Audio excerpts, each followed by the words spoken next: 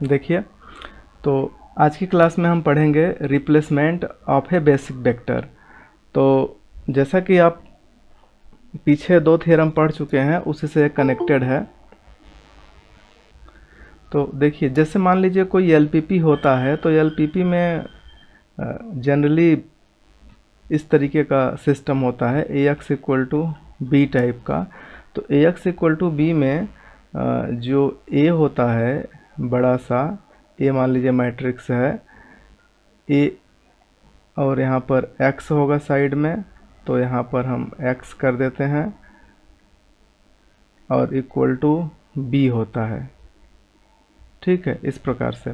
तो जो a होता है, a में एक बेसिस मैट्रिक्स होती है और एक b डैश होता है, जिसे नॉन बेसिक मैट्रिक्स कहेंगे।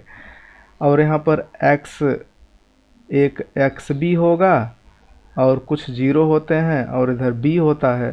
तो जब हम इसका मल्टीप्लाई करते हैं ए एक्स इक्वल टू बी का, तो ये जो b वाला टर्म है, b वाला एक्स बी से मल्टीप्लाई हो जाता है, और जो b डैश वाला है जीरो से मल्टीप्लाई होके बराबर b देते हैं। तो यहाँ से टर्म हमें मिलता है कि b के साथ X B equal to B. ठीक है, तो एक्स बी को हम बेसिक वेक्टर बोलते हैं, बेसिक वेरिएबल। और यहाँ से b को हम लोग बोलेंगे बेसिक मैट्रिक्स।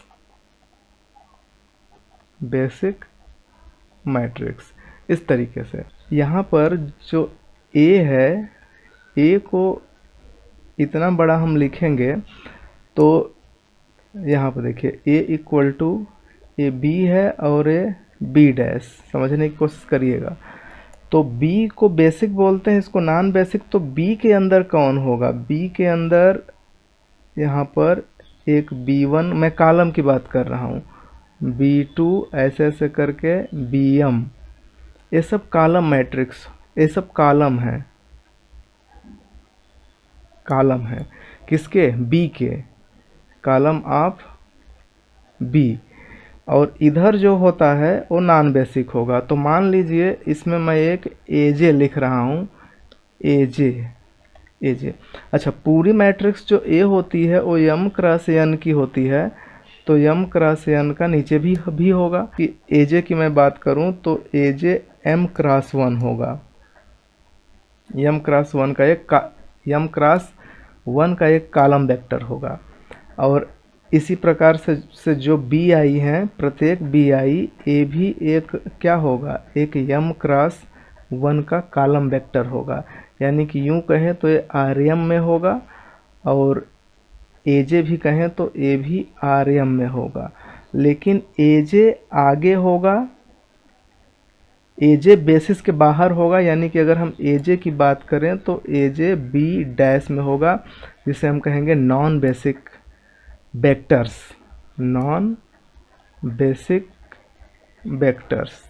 इतनी चीज़ें मैं यहाँ पर बताया हूँ। तो यहाँ पर जैसे कि कह रहा है कि replacement of A basis vector. ठीक है, तो बेसिस वेक्टर के अंदर मान लीजिए जैसे कि बेसिस में कौन है? बी में। इस बी में जो होंगे वेक्टर वो होंगे बेसिस में। तो जो बी आई है यहाँ पर b1, जितने भी b1 b2 b हैं, जो बी आई हैं, यही सब के सब बेसिस वेक्टर हैं। तो इसके अंदर कोई एक मैं बी आई को रिप्लेस कर दूंगा बाहर के एजे से। तो ये रिप्लेस करने का तरीका क्या है? जैसे कि आप अभी पढ़े हैं कि किसी भी मैट्रिक्स में नहीं, जैसे कोई बेसिस है, तो बेसिस से सारे एलिमेंट जनरेट हो जाते हैं। तो क्या एजे इन सब b1 b2 bm के लीनियर कॉम्बिनेशन से बन सकता है कि नहीं बन सकता है? मतलब कि एजे को मैं ऐसा लिख सकता हूँ कि एजे बराबर b1 लिख दूँ, फिर b2 लिख दूँ, फिर b3 लिख दूँ, फिर लास्ट में मैं यहाँ पर bm लिख दूँ, और कुछ मैं स्केलर लगा करके गुणा कर दूँगा। जैसे कि एजे है तो मैं यहाँ पर y1j, ठीक है, फिर यहाँ पर y2j ऐसे, और फिर यहाँ पर मैं y3j, ठीक है, ऐसे लास्ट में प्लस y mj। इस प्रकार से मैं स्केलर लगा के मल्टीप्लाई करके एजे को B1, B2, B3 और Bm के लीनियर कॉम्बिनेशन के रूप में लिखा जा सकता है कि नहीं लिखा जा सकता? बताइए, ये चीज़ समझ में आ रहा है? अगर नहीं हो रहा है तो स्पष्ट बताइए, मैं आपको एक्सप्लेन करता हूँ। जैसे कि मान लो कि ए कोई मैट्रिक्स है, आप छोटा ही ले लो, बहुत बड़ा नहीं। आप मान लो कि मैं एक मैट्रिक्स ले रहा हूँ 3x5 की, 3x5 की मैं एक मैट्रिक्स ले रहा हूँ। तो 3x5 की, तो इसके अंदर ए के अंदर एक तो बी होगा जिसे बेसिस कहेंगे, और दूसरा बी डैश होगा जिसे नॉन बेसिक कहेंगे। इसे हम बेसिस कहेंगे और इसको कहेंगे नॉन बेसिस। मतलब इस बी को छोड़ करके, और बी कितने क्रॉस कितने का होगा? 3x3 का होगा। और कि जैसे कि मान लीजिए कि ए कोई मैट्रिक्स है, हमें देखिए पूरे लीनियर अलजेब्रा में Ax इक्वल टू बी, जो प्रॉब्लम है यहीं पर से हमें सोचना है और कुछ ज़्यादा नहीं है। ए मान लीजिए कि हम 3x5 का ले लेते हैं, तो 3x5 का हम अगर ए ले लेंगे तो इस सिचुएशन में जो हमारे पास ए के अंदर तो एक बेसिस मैट्रिक्स होगी जो 3x3 की होगी। उसके बाद में जो बचेगा, ठीक, उसके बाद में जो भी बचेगा उसको हम बोलेंगे नॉन बेसिक एलिमेंट। या तो बी डैश कह दें, या तो फिर इसको हम यहाँ से हटा दें, इसको हटा के इधर कुछ एलिमेंट भर देते हैं। जैसे कि मान लीजिए A1, A2 ऐसे करके AJ ऐसे बढ़ा दीजिए। तो ये जो वेक्टर होंगे, इन सब वेक्टर को बोला जाएगा नॉन बेसिक वेक्टर। तो इस तरीके से अगर मैं ए को सोचूं तो ए में यहाँ पर मान लीजिए मैं 3x5 का ही सोच रहा हूँ, 3x5 का। तो पहले तो यहाँ बी होगा, तो बेसिस होगा, तो 1 0 0 0 1 0 0 0 1 इस प्रकार से। और बाकी मान लीजिए 1 2 3 4 5 6, ये 3x5 बन गया। ये जो टर्म है, इतना टर्म है बी, ठीक है। तो इसको हम ऐसे लिख सकते हैं कि ये जो है, ये है B1, B2, B3, ठीक है। यही है B1, ये पहला कॉलम B1, दूसरा कॉलम B2, तीसरा कॉलम B3। उसके बाद में मान लीजिए A1 है और A2 है, इस प्रकार से कॉलम है। तो चूंकि ये जो B है ये बेसिस है, तो इसके बाहर आउट ऑफ B का कोई भी वेक्टर A2 अगर हम लेंगे तो A2 क्या है? A2 है क्या? यही A2 है, इसी को A2 कहेंगे। तो 4 5 6 है, 4 5 6। तो इस 4 5 6 को मैं कर सकता हूँ 4 इंटू B1, या इसे ऐसे भी लिख सकते हैं कि 4 इंटू 1 0 0 प्लस 5 इंटू 0 1 0 और फिर 6 इंटू 0 0 1। और इसी को आगे जा कर के आप इसे ऐसे समझ सकते हैं कि कहा जा सकता है 4 और पहला B1 और 5 B2 प्लस 6 B3 A2 को। तो इसी को मैं जनरलाइज कर रहा हूँ कि अगर कोई मैट्रिक्स, एक चीज़ समझ में आई कि नहीं? यही समझ में कि जो ये मैट्रिक्स है और बेसिक और जो नॉन बेसिक वेरिएबल है, तो कोई भी नॉन बेसिक वेरिएबल यहाँ जो दिख रहा है, ठीक है, कोई भी नॉन बेसिक वेरिएबल ऊपर से जो दिख रहा है यहाँ पर A2 नॉन बेसिक वेरिएबल में से, वो बेसिक के अंदर बेसिक वेक्टर के लीनियर कॉम्बिनेशन के रूप में लिखा जा सकता है। ऐसा समझ में आ रहा है कि नहीं आ रहा है? Yes sir. ओके। तो जैसे कि ए बड़ी सी मैट्रिक्स होगी, तो ए के अंदर यहाँ पर बी है, मान लीजिए बी एक मैट्रिक्स होगा और बी डैश जो नॉन बेसिक होंगे।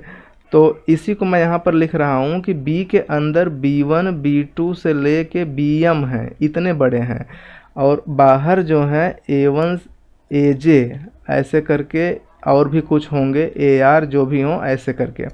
तो जो प्रत्येक AJ जो होगा, ये AJ इस प्रकार से होगा कि Y1J, यहाँ से B1 ले लीजिए, यहाँ से B1, फिर Y2J के साथ यहाँ से B2 ले लीजिए, B2 and so on YMJ के साथ BM हो जाएगा।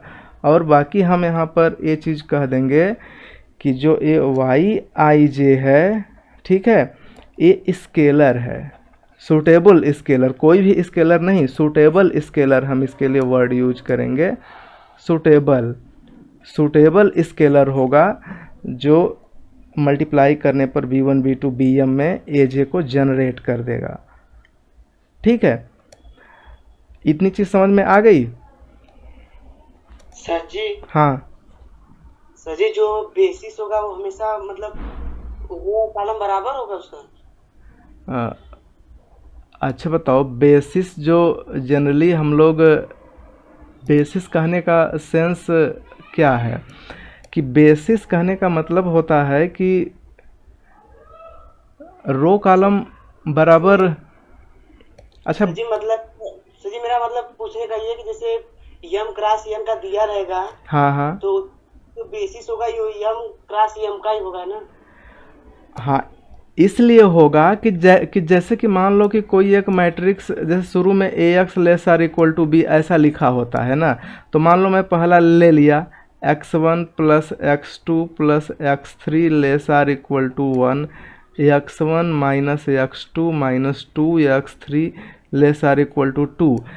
तो इस लाइन में दो लाइन दिया गया है, तो ये दो लाइन में दोनों लाइन इंडिपेंडेंट होंगे कि डिपेंडेंट होंगे? लीनियरली ये इंडिपेंडेंट होंगे, लीनियरली इंडिपेंडेंट कि लीनियरली डिपेंडेंट होंगे? अगर कहीं भी इक्वेशन लिखा जाता है तो क्या ऐसे लिखते हैं कि x प्लस वाई प्लस, ऐसे मान लीजिए सिंपली x प्लस वाई बराबर 4, x प्लस वाई बराबर 6, कभी ऐसा लिखते हैं? नहीं, ऐसा नहीं लिखा है। ऐसा लिखेंगे तो सब गलत नहीं हो जाएगा? LD इधर का LD और इस साइड का दूसरा रहेगा और ये दोनों LD रहेंगे। या फिर थोड़ा सा और दिमाग लगा दो, इसे ऐसा बोल दो कि ऐसा रहे, यहाँ पर 2 कर दो, यहाँ पर 2 कर दो, तो भी तो गड़बड़ है कि सही है? ये गड़बड़ है। तो ये जो इक्वेशन दिए जाते हैं ना, इक्वेशन LI दिए ही जाते हैं। जैसे कि हम आपको कहते हैं 2 इक्वेशन सॉल्व करो, तो हम 2 इक्वेशन देंगे तो LI ही देंगे, LD नहीं देंगे कि एक दूसरे पर डिपेंड हो। तो डिपेंड दे देंगे तो फिर चीज़ें उल्टा सीधा होने लगेंगी। तो ये जो मैट्रिक्स बनेगा AX less or equal to B, यहाँ पर इसको अगर आप ध्यान से देखो तो ये है 1 1 1 माइनस 1 1 माइनस 2, और साथ में यहाँ पर है x1 x2 x3 और लेस आर इक्वल टू यहाँ से है 1 और 2। इस प्रकार से मैट्रिक्स बना हुआ है। तो मैट्रिक्स बना हुआ है तो दो ठो तो LI है, तो एक्चुअली इसमें जो A का जो टर्म है A मैट्रिक्स में जितनी भी रो दी गई हैं, दोनों के दोनों रो, बोथ रो क्या होंगे? LI होंगे। अगर A LI हैं तो इस मैट्रिक्स का रैंक कितना होगा? 2 होगा। तो जब रैंक 2 है तो हम इसे इकेलॉन फॉर्म में रिड्यूस कर सकते हैं ना, ठीक है? इकेलॉन फॉर्म से चाहो तो रिड्यूस कर दो। तो ये जो रैंक है, तो रो रैंक आप बता रहे हो रो रैंक 2 है।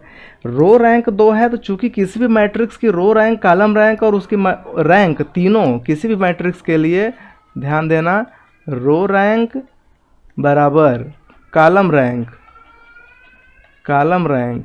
और फिर बराबर रैंक, ये तीनों बराबर होती हैं, ठीक है?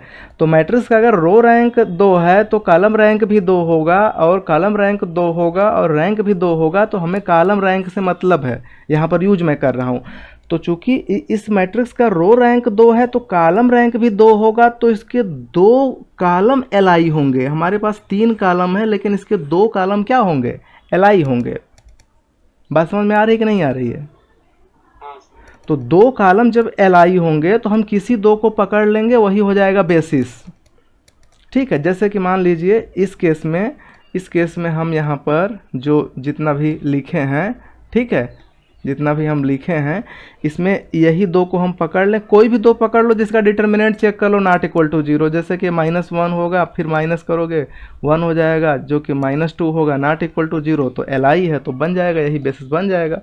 तो सिमिलरली ये अक्सर देखा गया है कि अगर AX less or equal to B, मान लीजिए कि इसमें स्लैक सरप्लस जो भी है हम जोड़ करके इसे बराबर B बना दें, उस स्थिति में अगर A हमारा m क्रॉस n की मैट्रिक्स है तो जितने इक्वेशन दिए होंगे सब LI हैं, तो इसमें नंबर ऑफ इक्वेशन कितने हैं? 2। अरे 2 नहीं, ये जो मैं m क्रॉस n लिखा हूँ वहाँ मत सोचो, यहाँ अभी जो मैं लिख रहा हूँ कि A को मान लो कि m क्रॉस n की मैट्रिक्स है, तो AX बराबर B दिया होगा, तो इसमें इक्वेशन कितने होंगे? नंबर ऑफ इक्वेशन m होंगे। तो m होंगे तो जो रो होगा नंबर ऑफ रो इक्वेशन जो LI, ठीक है, number of LI row equation कितने होंगे? Number of LI row equation, row मतलब रो का मतलब इक्वेशन कह दीजिए इसी को, इक्वेशन m होंगे। क्यों? अगर m LI नहीं होगा तो m थोड़ी ना देगा। जैसे कि मान लो कि कोई एक प्रॉब्लम बन रहा है जिसमें ऐसे बन रहा है, ध्यान से सुनना। मान लो कि कोई प्रॉब्लम है, उसमें इस प्रकार का सिचुएशन आ रहा है, दूसरे स्लाइड पे जाता हूँ। एक प्रॉब्लम बना है, ऐसे बना है x + y + z बराबर 4, फिर बना 2x + 2y + 2z बराबर 8। अब बताओ इसे क्या आप 2 क्रॉस 1 कहोगे? AX बराबर B लिखा है तो इसे आप 2 क्रॉस मतलब कि 2 क्रॉस 3 कहोगे? ये जो मैट्रिक्स दिया है या इक्वेशन दिया है, तो यहाँ पर अगर A को बताना रहेगा तो क्या आप बताओगे कि ये 2 क्रॉस 3 लिखा है? नहीं बताएं। तो कितने क्रॉस कितना लिखा है? एक ही है। 1 क्रॉस 3 लिखा है, समझ में आया? तो कहने का मतलब कोई अगर मैट्रिक्स लिखा है कि ये m क्रॉस n है तो पक्का है कि इसके m इक्वेशन इंडिपेंडेंट होंगे, और m इक्वेशन इंडिपेंडेंट होंगे तो इसका जो मतलब रैंक है, इसका जो रैंक है, रैंक पक्का है कि m होगा, और रैंक m है तो कॉलम रैंक भी कितना होगा? m ही होगा। कॉलम रैंक भी m होगा, और जब कॉलम रैंक m होगा तो A के अंदर m वेक्टर, मान लो कि यहाँ पर मैं कहता हूँ B1 B2 से लेके Bm, ये m वेक्टर सब के सब क्या होंगे? LI होंगे। और B1 का सेट कैसा है? B1 जो होगा ये B1 मतलब कि B1 प्रॉपरली इस प्रकार से फिट रहेगा कि मतलब बनेगा तो ऐसे बनेगा ना, यहाँ पर A11 A12 मान लो A1n, इतने बड़े को हम B1 कहेंगे, ठीक है, पूरे कॉलम को। तो ये B1, दूसरा B2, ऐसे Bm सब के सब LI हैं। तो m ऐसे हो गए, m इस प्रकार से m हो गए, और m उनका कॉलम है और m रो है, कुल मिला के m क्रॉस m, और m क्रॉस m की जो ये मैट्रिक्स है ये LI है सब के सब, तो पक्का है determinant not equal to zero.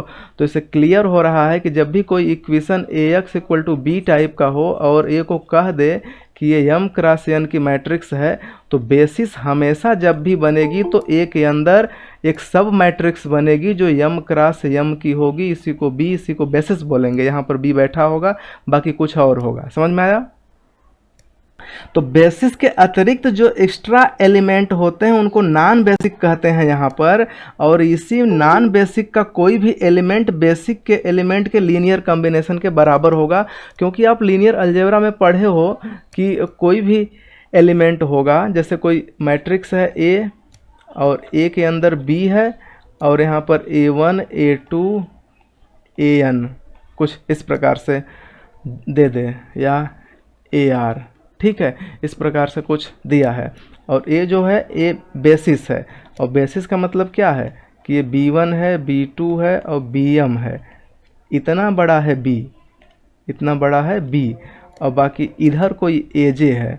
तो चूंकि A हमारा बेसिस है, B स्टैंड फॉर बेसिस, तो बेसिस तो कोई भी एलिमेंट AJ जो कि नॉन बेसिक एलिमेंट होगा, non basic element A basic के एलिमेंट के लीनियर कॉम्बिनेशन के बराबर होगा। ऐसा आप पढ़ चुके हो लीनियर अलजेब्रा में। क्यों पढ़े हो कि नहीं पढ़े हो? Yes sir. ठीक है, मतलब वहाँ नॉन बेसिक नहीं कहा गया है, वहाँ पर बताया जाता है जैसे मान लो R3 है, R3 का आप मुझे बेसिक बताओ, B बताओ R3 के रेस्पेक्ट में। 100। ओके ठीक है, मैं समझ गया, मैं अब लिख देता हूँ 100 010, ठीक है, सिमिलरली 001, ये बेसिक है। अब R3 का कोई भी एलिमेंट उठा लो, आप कहोगे पाई लैम्डा थीटा, तो भी मैं जनरेट कर दूंगा। इस पहले वाले में कर दूंगा गुणे कर दूंगा पाई, दूसरे वाले में गुणे कर दूंगा लैम्डा, तीसरे वाले में गुणे कर दूंगा थीटा, और तीनों को मैं जोड़ दूंगा तो इसके बराबर आ जाएगा। बात समझ में आ रही कि नहीं आ रही है? नहीं आई? क्यों? आगे से आ गई। ओके, तो इसी प्रकार से जो यहाँ पर एजे है, एजे को आपको बस ये समझना है कि एजे जब भी आएगा तो एजे लीनियर कॉम्बिनेशन होगा B1 का, B2 का एंड सो ऑन Bm का। तो लीनियर कॉम्बिनेशन के लिए कुछ स्केलर चाहिए, तो वो स्केलर क्या होगा? वो स्केलर हम पकड़ लेंगे यहाँ से, मान लो कि y1j, चूँकि एजे है तो उसके करस्पॉन्डिंग हम पकड़ रहे हैं, तो y1j y2j, ठीक है, प्लस यहाँ से ymj, और मैं कह दूंगा कि ymj क्या है? r scalar. एक वर्ड और यहाँ पर कर लो, सुटेबल स्केलर। ठीक है, ये सुटेबल स्केलर है जो कि मल्टीप्लाई करके जोड़ दें तो एजे जनरेट हो जा रहा है। तो एजे को मैं ऐसे लिख सकता हूँ, एजे बराबर समेसन y, ठीक है, y i j, i बराबर 1 से लेके m तक, और bi। ये चीज़ समझ में आ रहा है कि नहीं आ रहा है?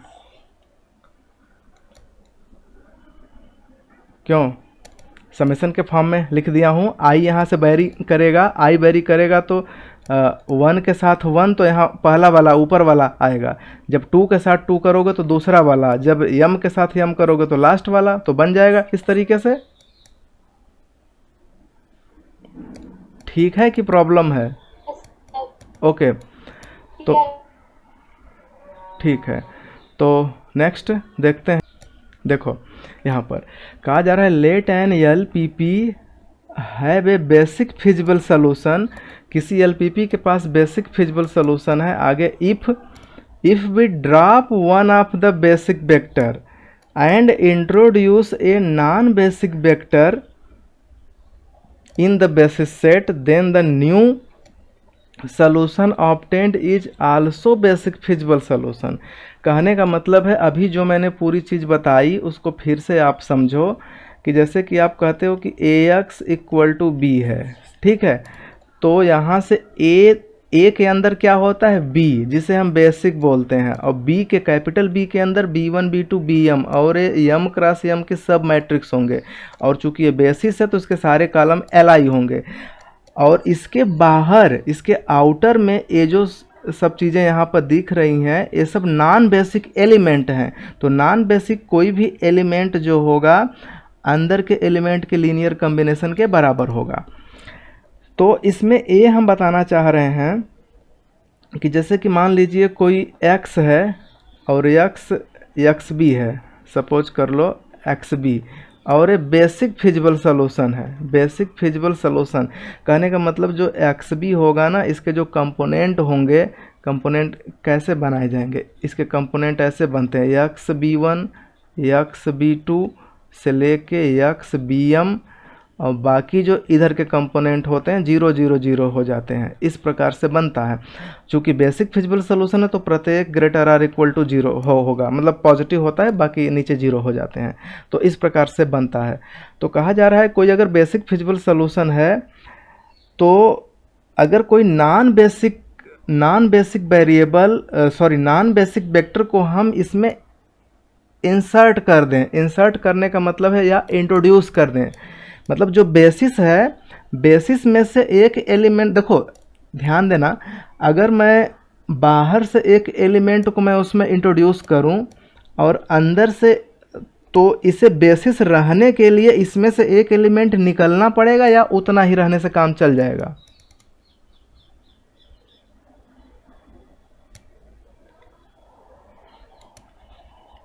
यहाँ पर ऐसे सोचो, बहुत ही सिंपल तरीके से आप सोचिए। 1 0 0 0 1 0 0 0 1, आगे बहुत सारे वेक्टर हैं, लेकिन मैं सिर्फ 3 4 5 की मैं बात करूँगा, और भी वेक्टर हैं। अब मैं कह रहा हूँ कि ये जो इतना दिख रहा है आपको, ये बी है, ठीक है, और इन सब का नाम अगर मुझे देना है बाद में, तो मैं इसको कह दूंगा कि ए B1 है, फिर ये B2 है, फिर B3 है, और बाहर जो है ये AJ है, ठीक है, इस प्रकार से। तो अगर इस AJ को मैं इसमें इंसर्ट करूं तो बेसिस की साइज बड़ी हो जाएगी, तो B जो है फैल करके इतना बड़ा हो जाएगा, 1 0 0 0 1 0 0 0 1, और साथ में 3 4 5 भी हो जाएगा। अब बताओ ये फिर से बेसिस रह पाएगा कि नहीं रह पाएगा? नहीं सर। क्यों नहीं रह पाएगा?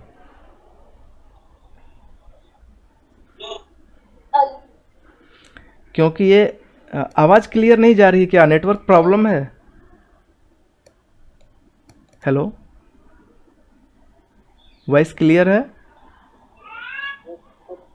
ओके, देखिए यहाँ पर मतलब कि बेसिस होने के लिए दो चीज़ें ज़रूरी होती हैं, एक स्पैनिंग, सारे वेक्टर इससे जनरेट हो जाए, दूसरा एलआई। तो क्या है कि ये एलआई रह नहीं पाता, ये एलडी हो जाता है, ठीक है, एलडी होने की वजह से प्रॉब्लम है, इसलिए बेसिस नहीं रह पाता। तो इसे बेसिस रहने के लिए क्या किया जाए? मैंने एक को तो इंसर्ट किया है, तो दूसरे को मैं यहाँ से क्या करूँगा? हटा दूंगा। तो किसी एक को मैं हटाऊंगा, तो जैसे कि एक मैं इंसर्ट किया तो दूसरे को मैं हटा दूं, तो इस कंडीशन में बेसिस बना रह जाएगा। तो इसी को कहते हैं कि नॉन बेसिक कॉलम को इंट्रोड्यूस करके बेसिस में, और जो बेसिक का कॉलम है उसको बाहर कर दीजिए। एक प्रक्रिया है जिसे हम लोग यहाँ पर थ्योरम के माध्यम से जानते हैं, जिसे कहते हैं replacement of A basis vector. ये बात समझ में आ रही है कि नहीं आ रही है?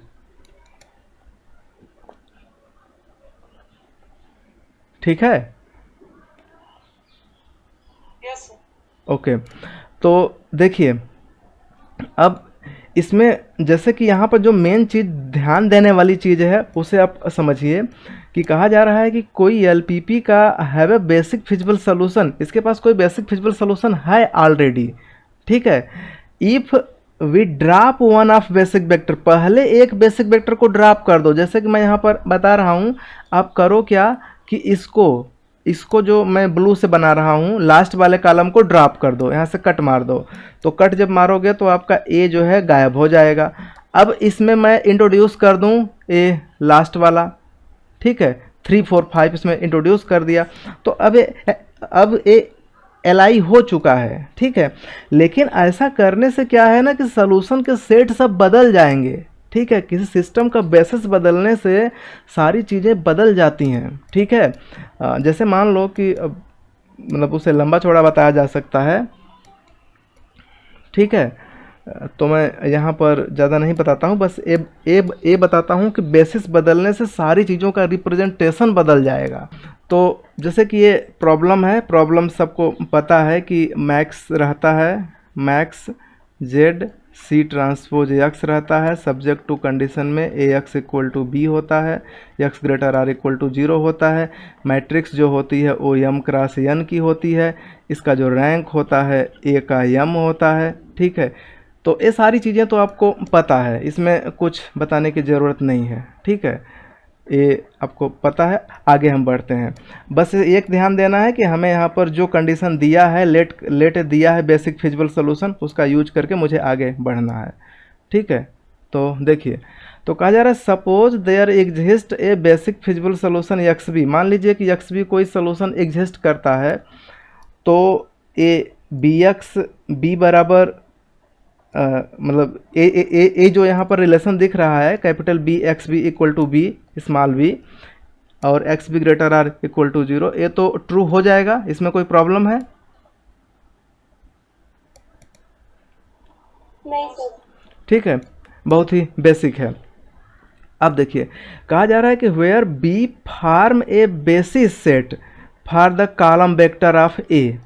तो जैसा कि मैं यहाँ पर बताया हूँ कि ए जो है बी होता है और साथ में कुछ और वेक्टर होते हैं, A1 A2 करके AJ और AR, इस प्रकार से।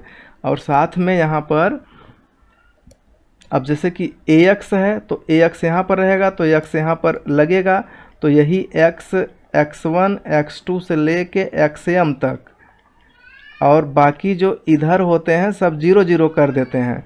तो जो इतना जो बना हुआ है XM तक, इसी को हम बोलते हैं XB। इतने को ही बोला जाता है XB और बराबर B होता है। तो जब आप इसको गुणा करोगे ना तो ये जो XB है आके B से लग जाएगा, तो B के साथ XB हो जाएगा, और बाकी ये जो 0 वाला टर्म है ये इनको गुणा करके इसको 0 बना देते हैं और बराबर B है ही। ठीक है, इस प्रकार से चीज़ें बन जाती हैं। और B के अंदर अब मैं मान लेता हूँ कि B के अंदर मान लो कि B1 B2 से लेके BM ये सब के सब कॉलम वेक्टर हैं और LI हैं, बेसिस है तो LI होंगे ही, इसमें कोई और कुछ सोचना नहीं है।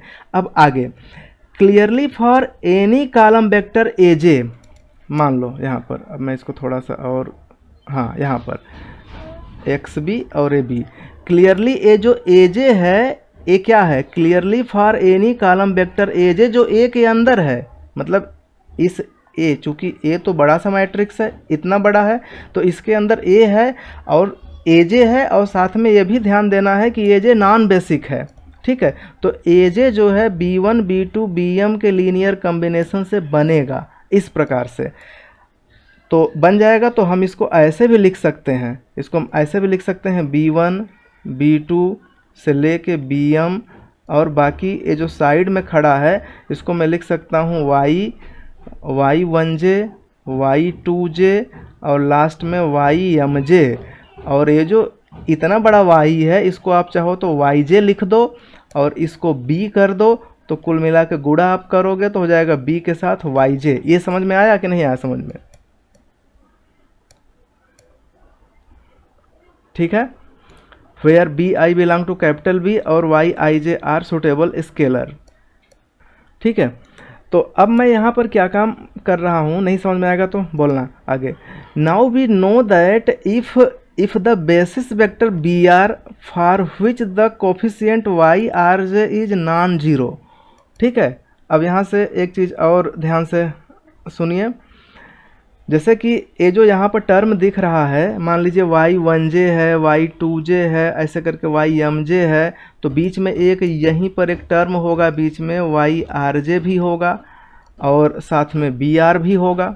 ठीक है, इस प्रकार से एक टर्म होगा। तो हमें O वाला YRJ पकड़ना है, क्योंकि बहुत सारे हैं, वे वाला IRJ पकड़ना है जिसके लिए YRJ जो हो नॉट इक्वल टू जीरो हो, नॉन जीरो हो, वही आप पकड़ लीजिए।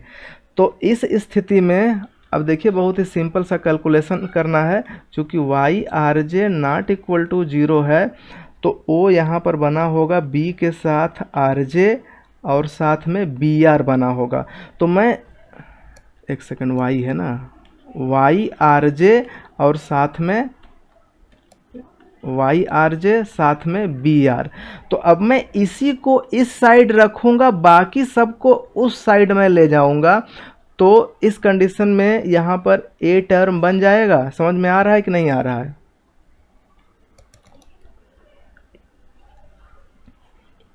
नहीं आया? देखो ध्यान से, यहाँ से ये जो लिखा गया है इसको आप ऐसे लिखो कि एजे रहने ही दीजिए। तो मैं इन सब को एक साथ ऐसे लिख सकता हूँ, समेसन I इक्वल टू 1 से m तक YIJ BI, ऐसा मैं लिख सकता हूँ। ये समझ में आ रहा है? ठीक है, अच्छा इसमें से एक टर्म मैं निकाल दे रहा हूँ, कौन सा? BRJ YRJ, यहाँ पर YRJ को मैं निकाल दिया और BR को बाहर निकाल दिया। तो ये I not equal to R यहाँ पर लगा दूंगा। मतलब 1 से लेके m तक पद हैं, लेकिन rवां पद I नहीं है। वो आरवां पद अलग से मैं निकाल दिया हूँ यहाँ पर इस तरीके से।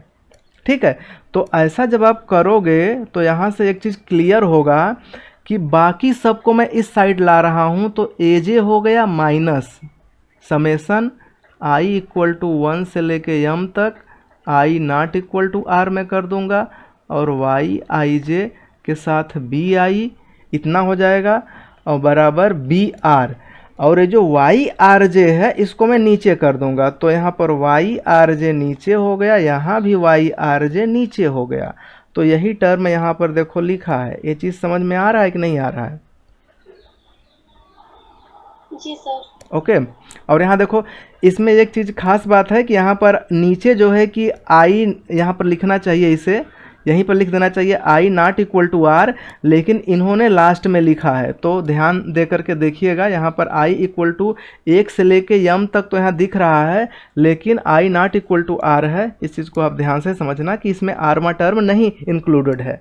ठीक है, तो ये बी आर का वैल्यू हो गया, इतना चीज़ें क्लियर है।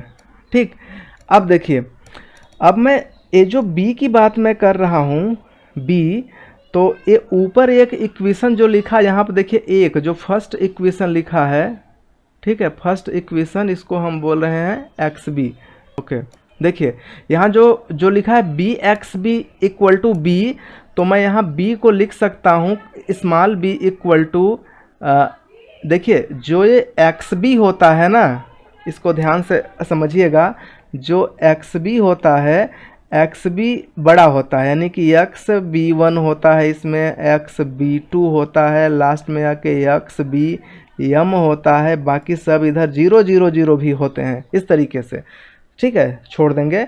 तो इसलिए एक्स बी जो बनेगा यहाँ से देखिए सबसे ऊपर वाला लाइन इक्वेशन 1 यहाँ पर जो दिया हुआ है, बी एक्स बी बराबर बी, तो यहाँ से आप इसे ऐसे समझ सकते हैं,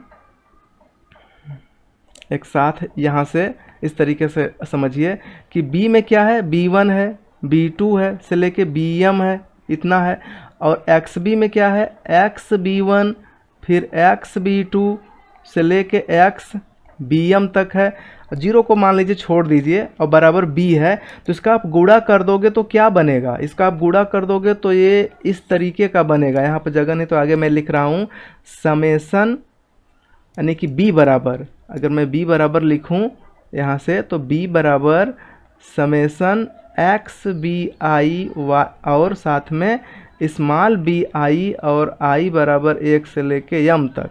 ये मैं स्मॉल b के जगह लिख सकता हूँ। तो यही चीज़ से यहाँ शुरू कर रहा है। समझ रहे हैं कि नहीं समझ रहे हैं? Yes sir. ठीक है, अब देखो इसमें क्या है कि इसमें आरवां टर्म नहीं लिया है, मतलब कि यहाँ जो स्मॉल b का चीज़ें लिख रहा है, अब मैं इसको सिस्टमेटिक ढंग से यहाँ पर लिख के बताता हूँ कि जैसे कि b बराबर होता है समेसन i बराबर 1 से लेके r एक्स बी आर, और फिर b एक्स बी आई और बी आई, ऐसा होता है। लेकिन इसको दो भाग में तोड़ दीजिए, समेसन i इक्वल टू 1 से m तक और i not equal to r, X B I और प्लस r वाले को अलग कर दीजिए, एक्स बी आर और बी आर, इस प्रकार से। तो एक समेसन यहाँ पर अलग से लिखा है, और साथ में एक्स बी आर यहाँ पर लिख दिया। अब इसके साथ जो स्मॉल बी आर जो यहाँ पर आ रहा है, वो यही ऊपर निकाला है, इसी ऊपर वाले को उठा के यहाँ पर रख दिया है। चीज़ें क्लियर हो रही है? Okay okay good. अब देखिए, अब यहाँ अब ज़्यादा कुछ नहीं करना है, अब बस कैलकुलेशन करना है। तो देख लीजिए, यहाँ से कैलकुलेशन करना है तो सिंपल अब कैलकुलेशन कर देते हैं। तो देखिए करना क्या है कि यहाँ पर देखिए इस वाले में, मतलब कि यहाँ जो जहाँ भी i बराबर 1 से m समेसन लिखा है ना, उसमें खास कर ध्यान देना है कि आरवा नहीं है, आरवा नहीं है, तो आरवा को मुझे मैनेज करना है। तो और यहाँ देखिए दूसरे में भी मतलब दूसरा भी समेसन यहाँ लिखा है तो इसमें भी R1 नहीं है, ठीक है, ये भी ध्यान देना है। तो दोनों में R1 नहीं है, यहाँ I not equal to R यहाँ पर अलग से लिखा है।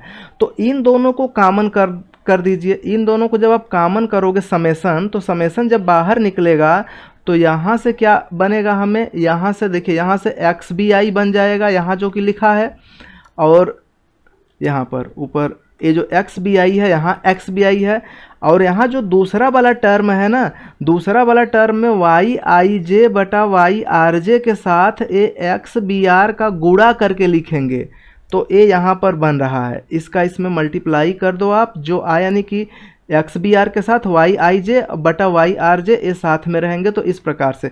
और दोनों में BI कॉमन है, तो BI को मैं यहाँ पर बाहर ले लिया हूँ, ठीक है। और जो एक टर्म एक्स्ट्रा जो बच रहा है, ये जो XBR का AJ में गुणा करेंगे, इसको बाहर कर दिया है YRJ के साथ। तो ये जो कॉमन चीज़ें की गई हैं, ये समझ में आ गया? जी सर। ओके, तो अब इस कंडीशन में करना क्या है कि आप इसको अलग से नाम दे दो, एक कैप नाम दे दो। इतने बड़े को, इतने बड़े जो मल्टीप्लायर है, इस मल्टीप्लायर का नाम दे दो एक कैप। कैप का मतलब है कि XBI के साथ कैप, क्योंकि XBI तो ऑलरेडी लिया गया है, तब XBI कैप मतलब कि इस तरीके से लिखा गया है, XBI के साथ कैप, ठीक है, इतना बड़ा हो गया।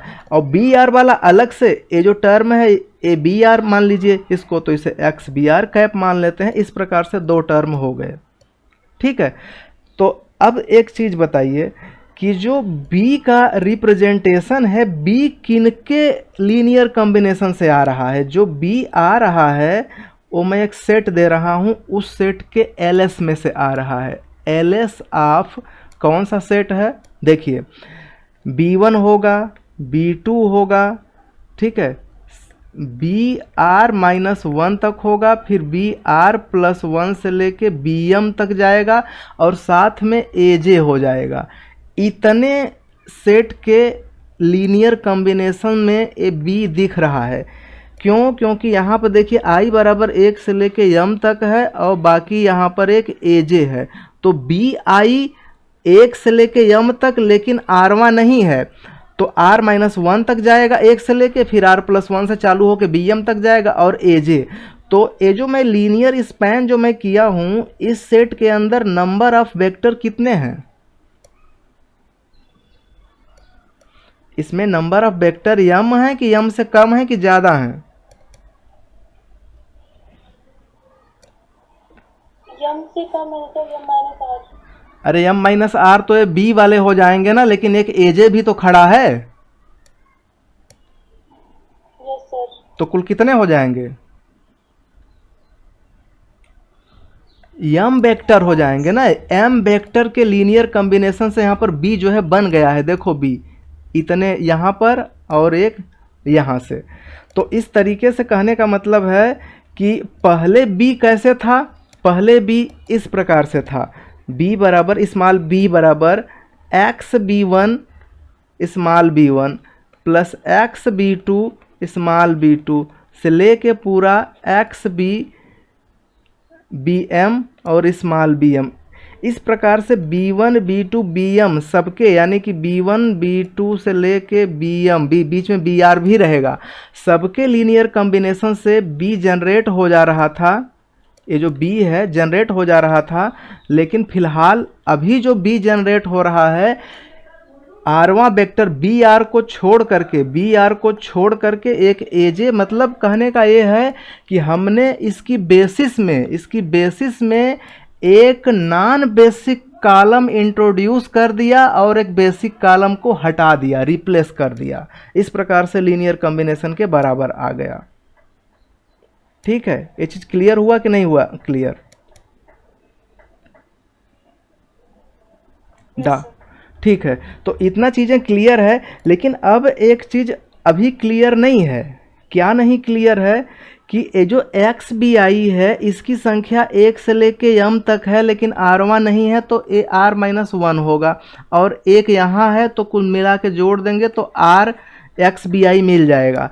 लेकिन ये कह रहा है कि यहाँ पर थियरम में एक चीज़ और कहा जा रहा है कि then the new solution obtained is also basic feasible solution. ये जो नया सोल्यूशन मिला है कैप के फॉर्म में, ये भी बेसिक फिजिबल सोल्यूशन होगा। तो बेसिक तो लग रहा है, बेसिक इसलिए लग रहा है कि पहले यम थे अब भी यम ही हैं।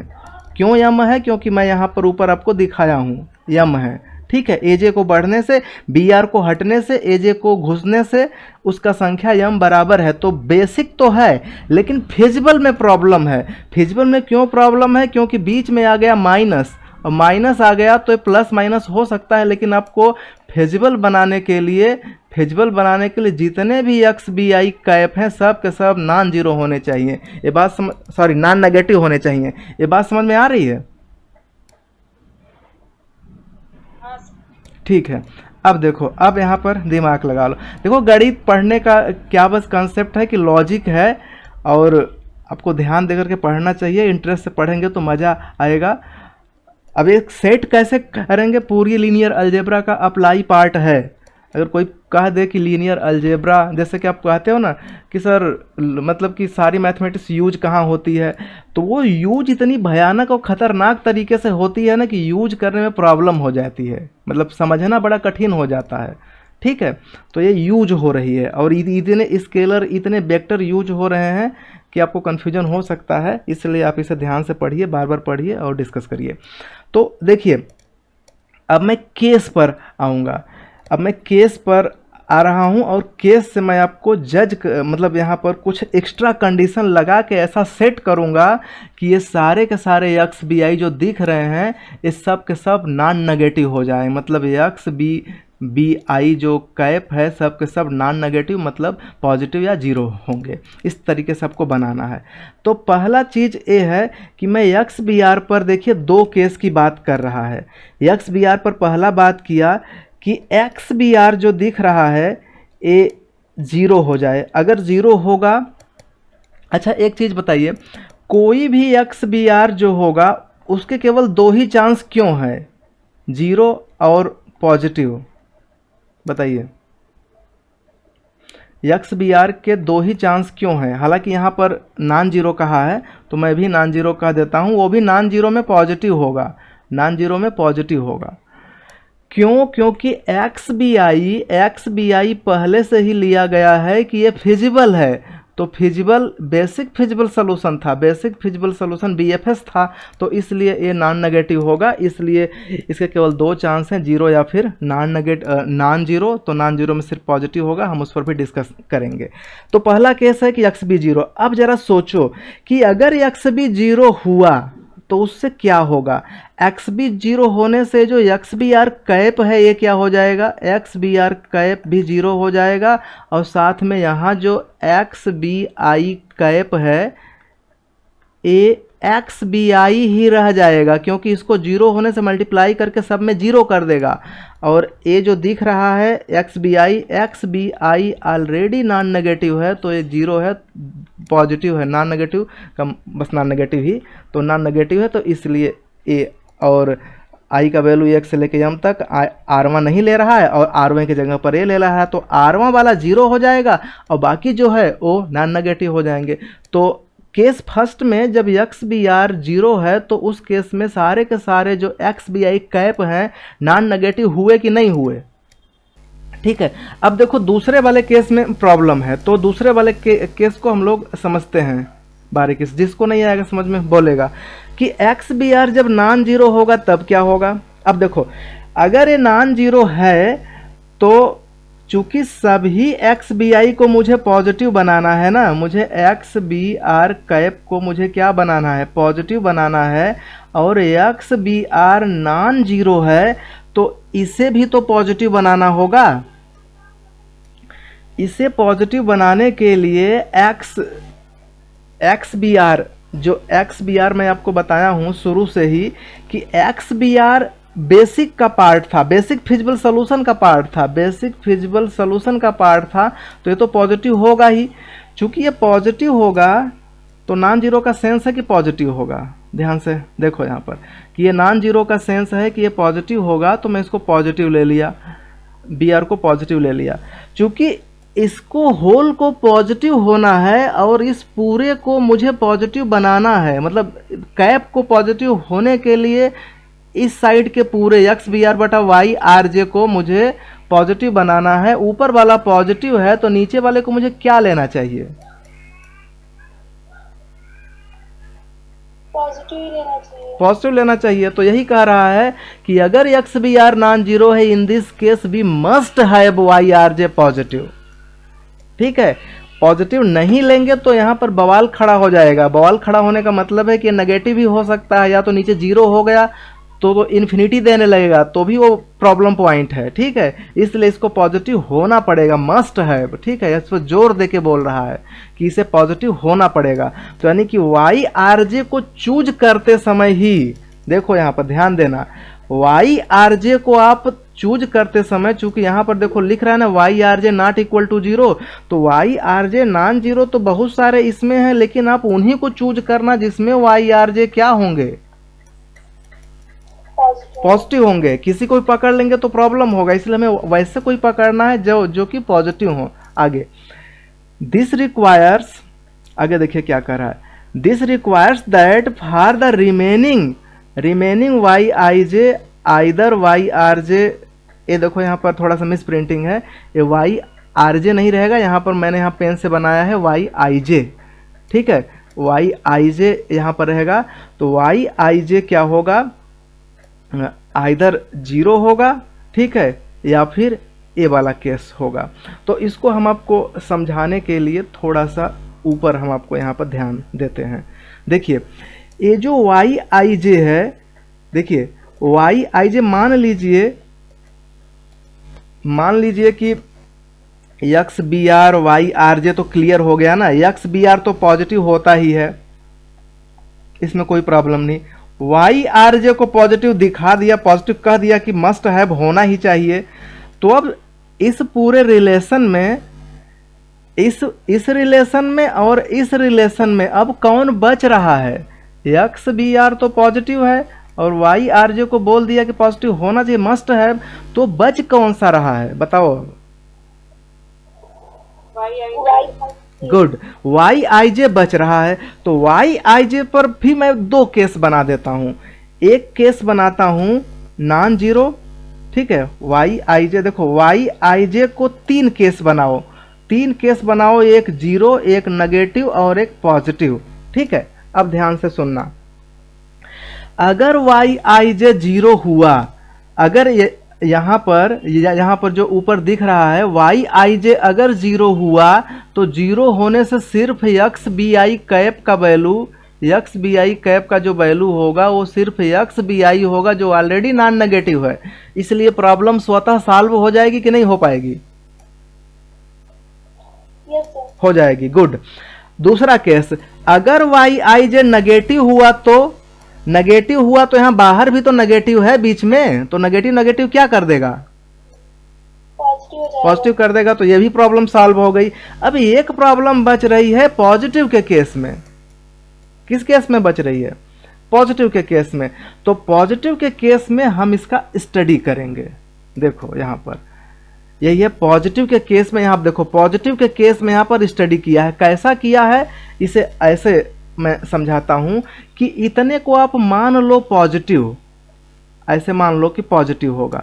तो पॉजिटिव होने के लिए इसमें एक बहुत अच्छा सा ट्रिक है कि मैं इसे यहीं से मैं यहाँ पर ला रहा हूँ और मैं आपको समझाता हूँ।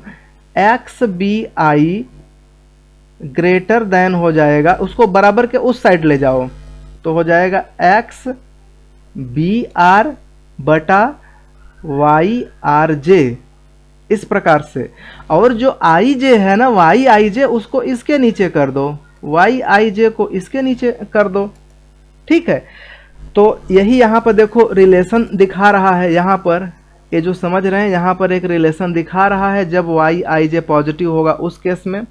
ठीक है, तो अब हम करेंगे क्या कि इस होल को नॉन नेगेटिव करने के लिए जो ये बी आर बटा वाई आर जे है ना, इसकी चॉइस मैं ऐसा करूंगा कि ये जब भी होगा तो इससे कम होगा। ठीक है। तो कम करने के लिए एक्स बी आई बहुत ज़्यादा हैं, बहुत ज़्यादा का मतलब देखो यहाँ ऊपर आई का वैल्यू 1 से लेके यम तक है आर को छोड़ करके, ठीक है, यानी कि यम -1 आई हैं। तो इतने के सारे इससे बड़े होने चाहिए, तभी घटेगा तो ये पॉजिटिव आएगा।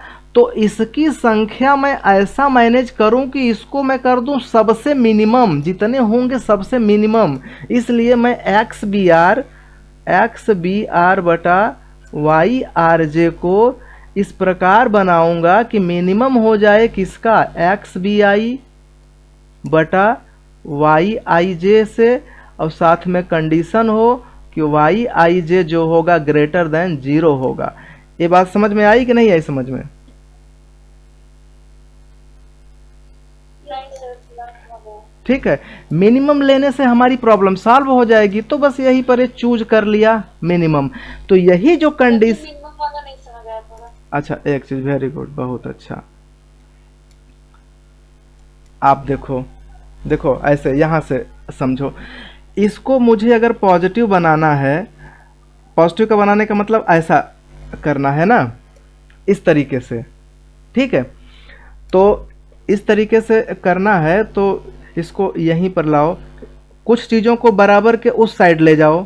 तो बराबर के उस साइड ले जाएंगे तो मैं यहाँ से लिख सकता हूँ X B I greater or equal to X B R बटा वाई आर जे, और जो यहाँ वाई आई जे ऊपर है उसको मैं इस साइड ला देता हूँ, तो वाई आई जे इस प्रकार बन गया। तो ए पॉजिटिव बनाने के लिए मतलब कि मैं ऐसा कर सकता हूँ ना। आप ऐसे नहीं समझ पा रहे हो तो इसे ऐसे समझो, यहीं से एक काम करो कि वाई आई जे को कॉमन ले लो, वाई आई जे को कॉमन ले लो ऐसे। तो ये हो जाएगा एक्स बी आई बटा वाई आई J minus X B R बटा वाई आर जे। ऐसा बन सकता है कि नहीं बन सकता है? यस। अब बताओ, दो संख्याओं का अंतर पॉजिटिव कब होगा? जब जो दूसरा जो घट रहा है, ये जो घट रहा है ये कम हो तब ना। क्यों? ए वाला कम हो और ए वाला ज्यादा हो, ज्यादा, ठीक है, तभी हो पाएगा। तो जो ये बी आर बटा वाई आर जे है ये सिंगल है, मतलब कि हमें जैसे शुरू में एक्स बी दिया जाएगा तो उसमें एक्स बी 1 होगा, एक्स बी 2 होगा, ऐसे ऐसे करके एक्स बी यम होंगे, ठीक है। और ये जो वाई आर जे है, वाई आर जे भी तो शुरू में ही दिया गया है। वाई आर जे अगर आप ध्यान से देखो तो वाई आर जे देखो यहाँ दिया गया है, ए है वाई आर जे, इसी में से आपको मिलेगा, ठीक है। यही 1J 2J, इसी के अंदर जाओगे तो देखोगे आपको मिलेगा वाई आर जे, ठीक है। तो ये जो वाई आर जे की जो चॉइस है, और साथ में ये जो बी एक्स बी बराबर बी है, इसी के अंदर एक्स बी आई भी होगा, ठीक है, एक्स बी आर उसी के अंदर होगा। तो एक्स बी आर और वाई आर जे आपको एक बार चूज करना है, बाकी सारी चीज़ों को छोड़ देना, सिर्फ इन दोनों में से एक बार चूज करना है। और इस प्रकार चूज करो कि एक्स बी आर बटा वाई आर जे ये जो है ये सबसे कम हो, सबसे कम, क्योंकि एक्स बी आई बटा वाई आई जे इनकी संख्या ज़्यादा है। ये समझ में आ रहा है कि नहीं आ रहा है? हाँ सर। इनकी संख्या ज़्यादा है। क्यों ज़्यादा है? क्योंकि आप देखो ध्यान से, आप वाई आई जे में से वाई आई जे का मतलब है कि वाई 1J, वाई 2J, बीच में वाई आर जे, ठीक है, उसके बाद में वाई एम जे, इतने सारे में से वाई आर जे आपने पकड़ लिया तो बाकी तो सब बचे हैं ना, एम माइनस वन जो जे हैं, वाई 1J सब बचे हैं, ऊपर से एक्स बी जे भी बचेंगे, X B R type B I type के भी सब बचेंगे। इनकी संख्या कितनी होगी? आई बराबर 1 से लेके एम तक होगी, बस आरवा नहीं होगा, आई नॉट इक्वल टू आर होगा, इस प्रकार से होगी, ठीक है। तो इनकी संख्या यहां जो मैं कह रहा हूं,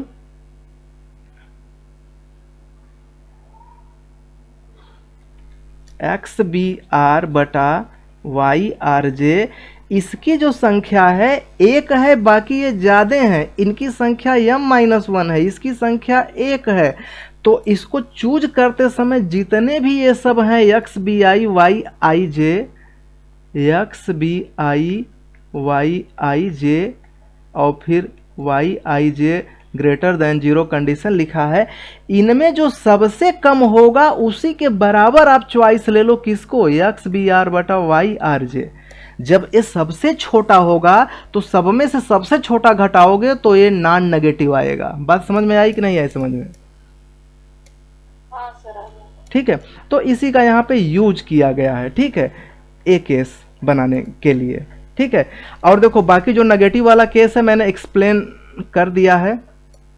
ठीक है, मैं दूसरे हिसाब से एक्सप्लेन किया हूँ, तो दूसरे हिसाब से आप सोच लो, क्योंकि मैं यहाँ पर आपको बताया कि यहाँ पर क्या है कि इस पूरे जो इक्वेशन जो दिख रहे हैं, इस पूरे इक्वेशन में यहाँ पर जो कैप वाला डाटा है, इस डाटा में दो चीज़ें तो एक्स बी आर तो ऑलरेडी से नॉन नेगेटिव है। ठीक है, और वाई आर जे को मुझे पॉजिटिव लेना पड़ेगा, नहीं तो बी आर नेगेटिव हो जाएगा। इसको पॉजिटिव लेंगे तभी मैनेज हो पाएगा। तो एडिशनल कंडीशन है कि वाई आर जे को चूज करते समय ध्यान दे दो कि वो पॉजिटिव है। ठीक है, तो हमारा मामला यहाँ पर सेट हो जाएगा। दूसरा चीज़ कि इन दोनों में अब बाकी चीज़ों को तो मैंने सेट कर दिया, एक चीज़ ही सेट नहीं हो पा रहा है, वाई आई जे।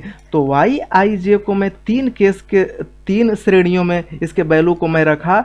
पहला वैल्यू में रखा कि 0, दूसरा वैल्यू नेगेटिव, तीसरा वैल्यू पॉजिटिव। तो 0 रखने से ये पूरा गायब हो जाएगा, तो यही बचेगा, तो पॉजिटिव हो ही जाएगा। फिर क्या सोचना, नेगेटिव रखने से बीच में नेगेटिव पड़ा हुआ है। ठीक है, बीच में नेगेटिव को पॉजिटिव कर देगा, फिर भी मामला सेट हो गया। दोनों केस में, पॉजिटिव के केस में प्रॉब्लम था, तो उस प्रॉब्लम को ऐसा मैनेज किया गया कि एक्स बी आर बटा वाई आर जे को ऐसा चूज किया गया कि वो एक्स बी आई बटा वाई आई जे के रेशियो के मिनिमम के बराबर हो। उस कंडीशन में सब के सब पॉजिटिव होंगे, नॉन नेगेटिव हो जाएंगे, सॉरी पॉजिटिव नहीं, नॉन नेगेटिव हो जाएंगे, और नॉन नेगेटिव होते ही हमारी पूरी की पूरी प्रॉब्लम सॉल्व हो जाएगी। तो अब जो हमारा बेसिस है, जो नया वाला बेसिस है, वो बेसिस इस प्रकार से है कि उसमें B1 है, B2 है, लेकिन जो BR-1 और BR के जगह पर AJ आ गया है, और फिर BR+1 है, और लास्ट में BM है, इतना बड़ा। अब इसको एक नया नाम दे दो, B कैप दे दो, और B कैप दे दोगे तो सबको आप दे दो B1 कैप, B2 कैप, ऐसे ही BR कैप और फिर BM कैप। तो बाकी सब तो बराबर हैं, मतलब जो भी BI हैं, BI कैप BI के ही बराबर हैं, I not equal to R। लेकिन आरवें के केस में जो BR जो मैं कैप लिख रहा हूं वो AJ है। ये बात समझ में आया कि नहीं आया समझ में? नहीं आया समझ में? अरे ये जो बेसिस था, ये जो बेसिस में मैं शुरू में कह रहा था कि B1 B2 BM तक एलिमेंट होते हैं, तो आरवा को निकाल दिया था और AJ को इंट्रोड्यूस किया था, तो इस प्रकार से बन गया। तो यही यहाँ पर लिख रहा है नीचे कि जो नया बेसिस होगा वो B कैप होगा, B1 cap, B2 cap, BM cap होगा। लेकिन ध्यान देना कि BI कैप जो होगा सारे I के बराबर होंगे BI, लेकिन आरवा वाला जो केस होगा उसके बराबर AJ होगा, यहाँ पर लिखा है। ये समझ में आया? Yes sir. ओके, ठीक है। तो बाकी चीज़ें आप सेट कर लो, बस इस चीज़ का ध्यान देना है। जैसे कि ऑब्जेक्टिव क्वेश्चन बनेगा तो उसमें इस चीज़ का ध्यान देना कि एक्स बी आई कैप जो नया वाला बनता है ना, X B I minus X B R बटा वाई आई जे बटा वाई आर जे होता है। ठीक है, और जो बी आर वाला जो कैप होता है एक्स बी आर बटा वाई आर जे होता है। ठीक है, और इसमें एक कंडीशन भी ध्यान देना है कि जो एक्स बी आर बटा वाई जे होगा, एक्स बी आर बटा वाई आर जे, ठीक है, ये इस प्रकार होगा कि minimum of X B I बटा वाई आई जे, और ध्यान देना है कि वाई आई जे ग्रेटर देन 0 होगा। ठीक है, इस केस में, और आई वेरी करेगा, आई बराबर 1 से लेके पूरा यम तक, जिसमें से एक खो नहीं है। ठीक है, तो इस तरीके से आप चूज कर लेना। तो ये काफ़ी फेमस थियरम था, जिसमें हुआ क्या कि हमने एक नॉन बेसिक वेक्टर को बेसिस में इंट्रोड्यूस किया और कुछ कंडीशन लगा करके ऐसा उसको सेट किया कि सारे के सारे जो नए सॉल्यूशन थे वो नए सॉल्यूशन नॉन नेगेटिव हो गए, इसलिए हमारी प्रॉब्लम सॉल्व हो गई। और एक फेमस थियरम है, मोस्ट इम्पॉर्टेंट थियरम है, जिसमें आपको बताया जाता है कि let an LPP have a basic feasible solution if we drop one of basic vector. ये पूरा यूज होगा जब हम सिंप्लेक्स मेथड से प्रॉब्लम को सॉल्व करेंगे। एक बेसिक वेक्टर को ड्रॉप करते हैं, एक नॉन बेसिक को इंट्रोड्यूस करते हैं, and introduce a non basic vector, ठीक है। और इस स्थिति में भी कुछ कंडीशन के साथ जो सॉल्यूशन होगा वो बेसिक फिजिबल सॉल्यूशन होगा। तो उम्मीद है कि आपको ये चीज़ समझ में आया होगा। तो ठीक है, इतना समझ में आ गया। अभी सबके पास टाइम है ना कि नहीं है टाइम? Yes sir. ओके, तो देखिए नेक्स्ट नेट इवैल्यूएशन, ठीक है। नेट इवैल्यूएशन को आप समझिए। जैसे कि मान लो इसमें एक टर्म होता है इवैल्यूएशन, ठीक है, एक टर्म होता है इवैल्यूएशन और दूसरा टर्म होता है नेट इवैल्यूएशन। नेट इवैल्यूएशन, ठीक है। तो मैं पहले इवैल्यूएशन बताता हूं, उसके बाद नेट इवैल्यूएशन बताता हूं, ठीक है। अब इसे आप ऐसे समझो कि जैसे कि अभी जो आप पढ़े हो, मान लो कि कोई नॉन बेसिक वेक्टर जब बेसिस में आता है या नहीं आता है तब पर भी ए है AX बराबर B, तो A के अंदर एक B होता है और बाहर एक AJ होता है और यहाँ साइड में XB और 0 ऐसे मैट्रिक्स बनते हैं, बराबर B होता है। तो अगर आप गुणा करना चाहो तो B के साथ XB बराबर B हो जाता है और बाकी सारी चीज़ें क्लियर हैं। और जो B होता है, अगर इसे थोड़ा सा और अच्छे से मैं देखूं तो B1 B2 से लेके BM, ये पूरा B होता है, बाहर AJ होता है इस तरीके से, और यहाँ पर XB 0 और फिर बराबर B, इस तरीके से हो जाता है। तो जो AJ है, AJ B1 B2 BM के लीनियर कॉम्बिनेशन के बराबर होता है। तो AJ बराबर ये होगा B1 फिर B2 फिर लास्ट में BM, और यहाँ क्या लगाते हैं Y1J फिर Y2J फिर Y के साथ MJ। इसी को हम समेशन फॉर्म में लिखते हैं YIJ, और I बराबर 1 से लेके M तक और फिर BI। ये समझ में आ गया होगा। AJ बराबर क्यों, जी सर। वही देखो यहाँ पर लिखा है, ठीक है। ये पूरा कहानी बताने के बाद वही यहाँ पर लिखा है। तो अब करना क्या है, तो एक टर्म होता है इवैल्यूएशन। वो इवैल्यूएशन कैसे निकालना है, देखो ध्यान से। हमारे पास एक टर्म मिल गया, ये जो YIJ है, ये YIJ का टर्म मिल गया, ठीक है। अब देखो तो ये जो बेसिस हो, जैसे कि जो Z होता है मैक्स के प्रॉब्लम में, मैक्स Z में ये जो लिखा था C के साथ X1, इसे मैं थोड़ा बड़ा लिखता हूँ ताकि आपको इसमें मैं विजुलाइज कर सकूँ कि कैसे बनता है। तो जो मैक्स Z होगा तो लिखाएगा C1 X1, C2 X2, C3 X3, फिर ऐसे बढ़ेगा CR XR, फिर ऐसे बढ़ेगा CN XN, ऐसे बढ़ता है, ठीक है। तो जो बेसिस बनता है XB में कौन से एलिमेंट होते हैं, XB1 XB2 से लेके XBM तक होता है, बाकी इधर जो नीचे होते हैं सब 0 होते हैं, इस प्रकार से। तो XB के करस्पॉन्डिंग, जैसे कि XB1 के करस्पॉन्डिंग जो कास्ट वेक्टर होगा वो C1 होगा, ठीक है। C1 का मतलब है कि जैसे कि आप जब प्रॉब्लम को सॉल्व करते हो तो बेसिक फिजिबल सॉल्यूशन जब आप निकालते हो ना, तो X1 X2 से लेके XM तक मतलब कुछ एलिमेंट तो होंगे ही ना। जैसे कि XB बनता है तो A बनता है XB1 XB2, ऐसे करके XBM, और बाकी सब 0 0 0 ऐसे बन जाते हैं। तो फिर जब हम ऑब्जेक्टिव फंक्शन जो ऊपर दिया है मैक्स Z, इसी को ऑब्जेक्टिव फंक्शन बोलते हैं, जो यहाँ पर है C1 X1 C2 X2 C3 X3 CR XR CN XN। तो इसी सॉल्यूशन को उठा करके फिर मैक्स Z वाले में भरते हैं, तो जो वैल्यू आता है वही हमारा गेन होता है, प्रॉफिट, गेन या प्रॉफिट। ये चीज़ समझ में आ रहा है कि नहीं आ रहा है?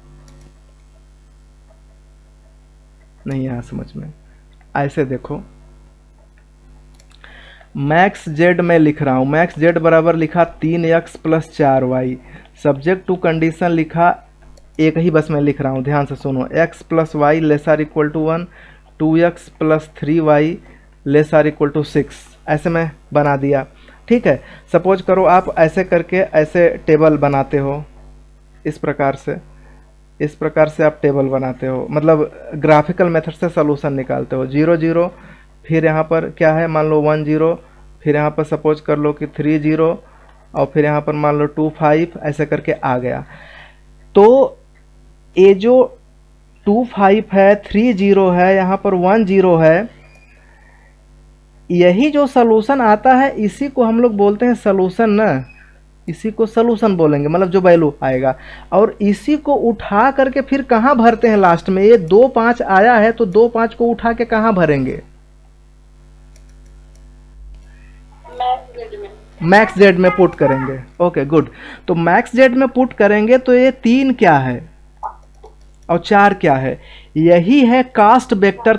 देखिए, तो जो ये कास्ट वेक्टर होता है, जैसे कि यहाँ पर 3 है और जो 4 है, तो इसी को हम कास्ट वेक्टर बोलते हैं करस्पॉन्डिंग टू x1 x2। जैसे कि अब मैं एक छोटा सा उदाहरण लेता हूँ, ध्यान से इसे सुनना। z बराबर मैं कह रहा हूँ कि यहाँ पर है x1, ऐसे मान लो 3x1 4x2 5x3। अब सब्जेक्ट टू कंडीशन में मान लो कि x1 plus x2 plus x3 less or equal to x3 less or equal to 1, x1 minus 2x2 minus 3x3 less or equal to 2 और xi greater or equal to 0। इस problem पर focus करो, इसको मिटा दो, इस प्रॉब्लम पर focus करो। जब आप इसको सॉल्व करोगे, जब इस प्रॉब्लम को सॉल्व करोगे तो बेसिक फिजिबल सॉल्यूशन में कौन कौन होगा, या तो x1 होगा या तो x2, और x3 के केस में 0 होगा ना, कोई एक बचेगा, बाकी सब क्या हो जाएंगे, कोई 2 रहेंगे, बाकी सब क्या हो जाएंगे, 0। ऐसा होता है कि नहीं होता है? Yes sir. ठीक है, जब भी आप बेसिक फिजिबल सॉल्यूशन निकालोगे ना, तो अगर ये मतलब कि 2 इक्वेशन दिए गए हैं इन इक्वेशन, तो इस इन इक्वेशन में 2 वेरिएबल का वैल्यू तो मिलता है, बाकी एक को 0 पहले से ही ले लेते हैं। तो x1 अगर आप x1 x2 लिए हो तो इसके करस्पॉन्डिंग जो कास्ट वेक्टर है c1 c2, ठीक है, c1 c2, वो c1 c2 c1 के मतलब c1 आएगा इस केस में 3 और c2 आएगा इस केस में 4। ठीक है, तो अगर आप इसको xb1 बोल रहे हो, इसको xb2 बोल रहे हो, तो ये जो 3 है ये है cb1, ये जो है ये बनेगा cb1 बराबर 3 और cb2 बराबर 4, ऐसे। अच्छा, दूसरा केस, जैसे कि मान लो कि आप x1 को कर दिए 0, x2 ले लिए, x3 ले लिए 2 9, इस प्रकार से आ गया। तो अब हम इस x2 को कहेंगे, इसको कहेंगे xb1 0 हो चुका है, xb2 2 है, xb3 9 है। तो इसके केस में x1 0 हो चुका है, तो इसको छोड़ देंगे, 3 वाले को छोड़ देंगे, ये 4 और 5 लेंगे। तो इसके करस्पॉन्डिंग जो कास्ट वेक्टर है cb1, या मान लीजिए मैं यहीं पर इसको मॉडिफाई करता हूँ, इसको छोड़ दिया, तो यहाँ से कौन कौन बना, ये बना। तो इस केस में इसको हम कहेंगे, इसको कहेंगे b1, इसको कहेंगे b2। तो cb1 क्या होगा, cb1 यहाँ पर 4 होगा, और फिर cb5 यहाँ पर जो cb2 होगा वो 5 होगा। ये बात समझ में आ रही है? जी सर। ठीक है, कि जो बेसिक फिजिबल सॉल्यूशन में जो बचे हैं, जो 0 छोड़ दे रहे हैं, तो 0 के करस्पॉन्डिंग कास्ट वेक्टर नहीं लेना है, लेंगे भी तो क्या कर पाएंगे, क्योंकि वो 0 हो जाएगा। ठीक है, तो ध्यान से देखिए, जैसे कि मैं यहाँ पर फिर से बता रहा हूँ, इसे समझिए बारी बारी से, कि मान लीजिए कि यहाँ जो C है, अच्छा एक चीज़ का बात बताइए, जब आप xb चूज करते हैं तो इसे लिखते हैं ऐसे xb1 xb2 और यहाँ पर xbm और बाकी सब 0 0, इस प्रकार से चूज करते हैं। तो इसी के करस्पॉन्डिंग तो सी भी मिलेगा ना हमें, कास्ट वेक्टर।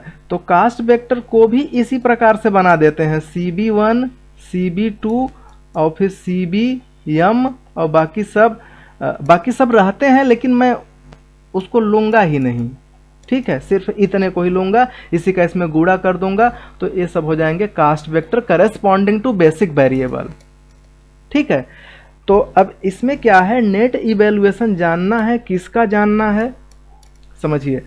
मैंने बताया था शुरू में कि AX बराबर B होता है, तो A के अंदर B1 B2 BM ये मैट्रिक्स होती है, इधर AJ होता है, इस प्रकार से। तो जो AJ है वो बाकी के लीनियर कॉम्बिनेशन के बराबर है, तो जो ये YIJ जो स्केलर है इसको निकाल लीजिए, और साथ में जो XB के करस्पॉन्डिंग जो स्केलर आएगा C के अंदर, ठीक है, वहाँ से CB1 CB2 CBM निकाल लीजिए, उसी CB को निकाल लीजिए, CBI को, और यहाँ से YIJ को निकाल लीजिए, दोनों का गुणा कर दीजिए, ठीक है, दोनों का गुणा करके जोड़ दीजिए, इस प्रकार से। इसी को ZJ बोलते हैं और इसी ZJ को बोलते हैं इवैल्यूएशन। तो ZJ समझ में आया कि नहीं आया समझ में? यस। ठीक है, इसका प्रैक्टिकल इम्प्लीकेशन मैं आपको समझा देता हूँ।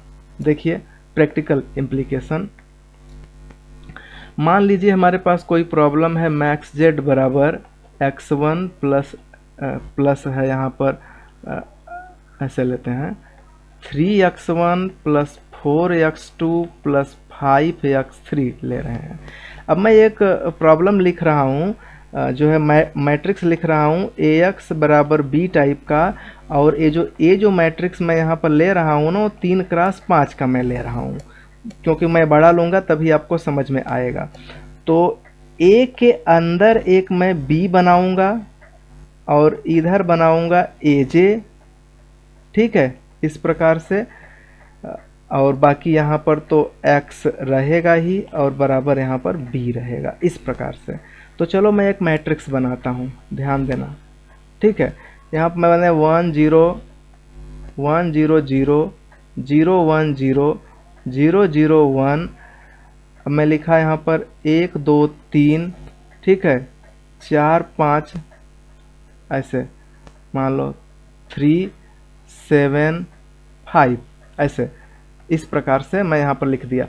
तो इतना जो टर्म है, ये जो टर्म है, ये तो हमारा बन जाएगा बेसिस, और बाकी जो ए दोनों हैं इसमें से किसी एक को हम AJ मान लेते हैं, क्योंकि हमारी मैट्रिक्स 3x5 की है, तो बस ए हो गया। तो इसी को मैं AJ मान लिया। तो AJ जो बनेगा वो कैसे बनेगा, ये तो पहला B1 है, दूसरा B2 है, तीसरा B3 है, तो 1 0 0 या हाँ 1 0 0, ठीक है, 1 0 0 0 1 0, ठीक, 0 0 1, ठीक। अब यहाँ पर मुझे लिखना है y1j मुझे यहाँ पर देना है। तो मैं यहाँ पर क्या लिखूँ, जैसे कि AJ का वैल्यू क्या है, AJ मैं लिया हूँ 3 7 5 3 7 5, तो यहाँ मैं 3 लिखूँगा, यहाँ पर मैं 7 लिखूँगा, और मैं यहाँ पर फिर 5 लिखूँगा। ये समझ में आया कि नहीं आया समझ में? Yes sir. तो इसको जब आप कंपेयर करोगे ना, तो ऐसे करोगे, y1j के साथ B1, y2j के साथ B2, y3j के साथ B3, इस प्रकार से। तो y1j जो ये yj है, yj को ही हम बोलते हैं y1j,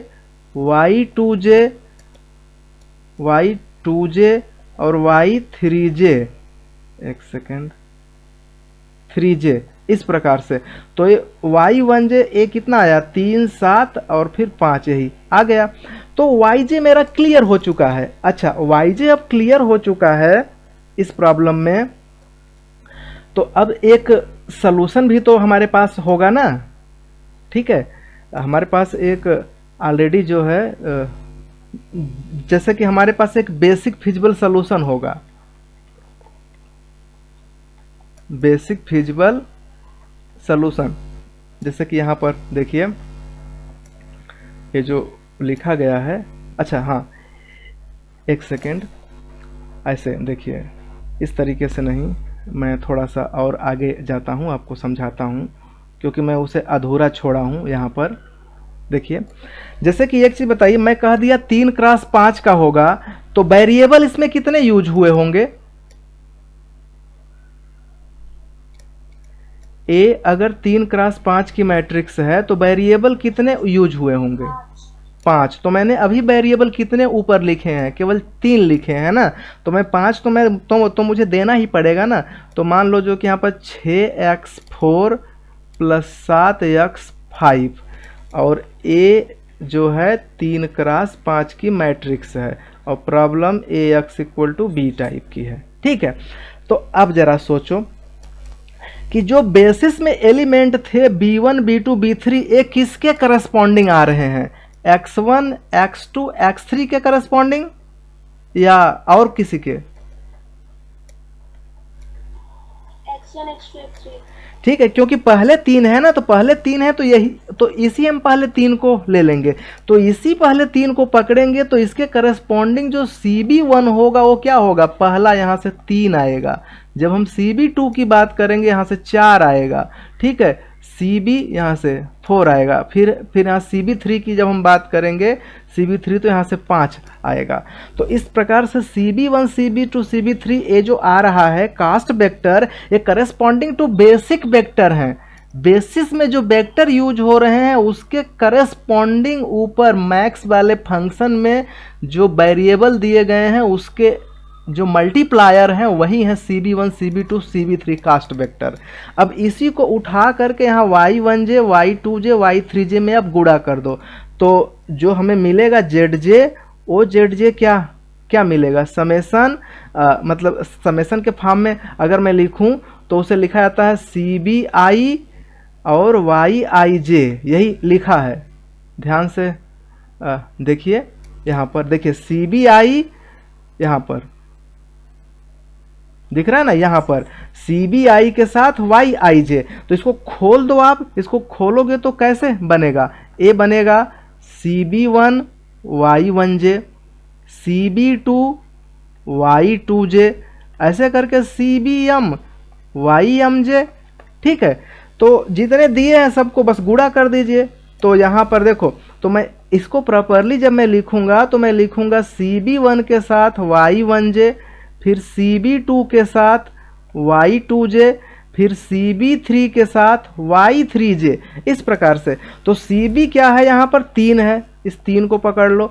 Y1j यहाँ पर लिखा है, Y1j भी 3 है, 3 को पकड़ लो, प्लस जो CB2 है 4 दिया है और एक क्या दिया? 7 दिया है, फिर प्लस CB3 कितना दिया है? CB3 यहाँ 5 दिया है और फिर गुणे जो Y3j है वो 5 दिया है, यहाँ भी 5 दिख रहा है और यही CB3j है, तो इसी करस्पॉन्डिंग 5। अब मैं सबका गुणा करके ऐड कर दूंगा तो जो आएगा यही क्या होगा? CJ हो जाएगा, सॉरी ZJ हो जाएगा, और इसी ZJ को बोलते हैं इवैल्यूएशन। समझ में आया कि नहीं आया समझ में? Yes sir। ओके, तो इवैल्यूएशन आपका क्लियर हो चुका है। इवैल्यूएशन जब भी निकालेंगे हम किसी भी वेक्टर का निकाल सकते हैं, तो बस ध्यान दीजिए कि कोई एक कॉलम है एजे में, तो पक्का है कि वो बेसिक के एलिमेंटों के लीनियर कॉम्बिनेशन से रिप्रेजेंट हो जाएगा, तो जो उसके मल्टीप्लायर होंगे उसी के करस्पॉन्डिंग जो C1 X1 C2 X2 से लेके CN XN तक लिखे गए हैं उन्हीं में से उसी के करस्पॉन्डिंग बेसिक के करस्पॉन्डिंग एलिमेंटों को पकड़ के गुणा कर दीजिए, जो सम कर दीजिए, वही हो जाएगा हमारा ZJ, और इसी को बोलते हैं इवैल्यूएशन। यहाँ पर देखो, यहाँ पर इवैल्यूएशन, इस तरीके से ये क्या हो गया? इवैल्यूएशन हो गया। अब एक और क्वांटिटी आती है एजे के लिए, एजे के करस्पॉन्डिंग इवैल्यूएशन है नेट इवैल्यूएशन। तो नेट इवैल्यूएशन क्या है कि एजे को एजे के करस्पॉन्डिंग ZJ निकालना है और एजे के करस्पॉन्डिंग CJ निकालना है, दोनों को घटा देना है, जो आएगा वही होगा नेट इवैल्यूएशन। तो देखो इस फिगर में यहाँ पर आपने ZJ तो निकाल लिया, ZJ कितना निकाला जरा कैलकुलेट करो तो 3 के 3, मतलब कि अगर हम इसको कैलकुलेट करें तो आएगा 3 3 के 9, ठीक है। 3 3 जा 9 और 7 चौका 28, 9 प्लस 28 प्लस 25, ठीक है। 25 25 50, 3 53 और 53 9 62, ठीक है। ये 62 हो जाएगा। 8 5 13, 13 9 22, ठीक है। और 2 4 1 5 6, ठीक है। ये जेड जे आ जाएगा 62। लेकिन एजे के करस्पॉन्डिंग, यहाँ देखो एजे है, इसी एजे के करस्पॉन्डिंग सीजे कहाँ है? तो सीजे को जानने के लिए इसी में ऊपर जाओ, ऊपर जाओ, आप ऊपर जाओ, बताओ इसी के करस्पॉन्डिंग यहाँ पर जो दिखेगा, ये जो सीजे है, मैं यहाँ पर यही यूज करता हूँ, इसके करस्पॉन्डिंग ये 5वें नंबर पर है। मैं जो एजे लिया हूँ ये 5वें नंबर पर है, तो 5वें नंबर पर ये जो दिख रहा है यही 7, यही क्या है? सीजे है। समझ में आया कि नहीं आया समझ में? जी सर। ठीक है। मतलब कि जैसा कि मान लो उदाहरण के तौर पर हमारे पास x1 x2 x3 x4 x5 हैं, तो x4 भी लिया जा सकता था। जब मैं यहाँ पर ए वाला टर्म यूज करता, ए वाला टर्म यहाँ पर जो मैं रेड से कलर कर रहा हूँ, जब मैं ए वाला टर्म यूज करता तो इसके करस्पॉन्डिंग जो सीजे था वो क्या होता? तब वो सीजे A6 बन जाता। इस कंडीशन में सीजे A6 बन जाता। लेकिन चूंकि मैं एजे 5वां ले रहा हूं, तो 5वें का जो मल्टीप्लायर है जेड वाले में, मैक्स जेड वाले में जो 5वां का मल्टीप्लायर है, x5 का जो मल्टीप्लायर है वही हो जाएगा सीजे, यानी कि C5। और इसी चूंकि यहाँ पर जो एजे है ये हम A5 निकाल रहे हैं, शुरू के 3 और ये चौथा और ये 5वां, तो मैं 5वां निकाल रहा हूँ, तो 5वें के करस्पॉन्डिंग C5 हो जाएगा। तो इसी C5 को आप घटा दो, तो फाइनली इसे आप ऐसे कर सकते हैं कि जो हमारा नेट इवैल्यूएशन है, ठीक है, इसको इस तरीके से यहाँ पर एक मैं टर्म ऐड कर रहा हूँ, net evaluation.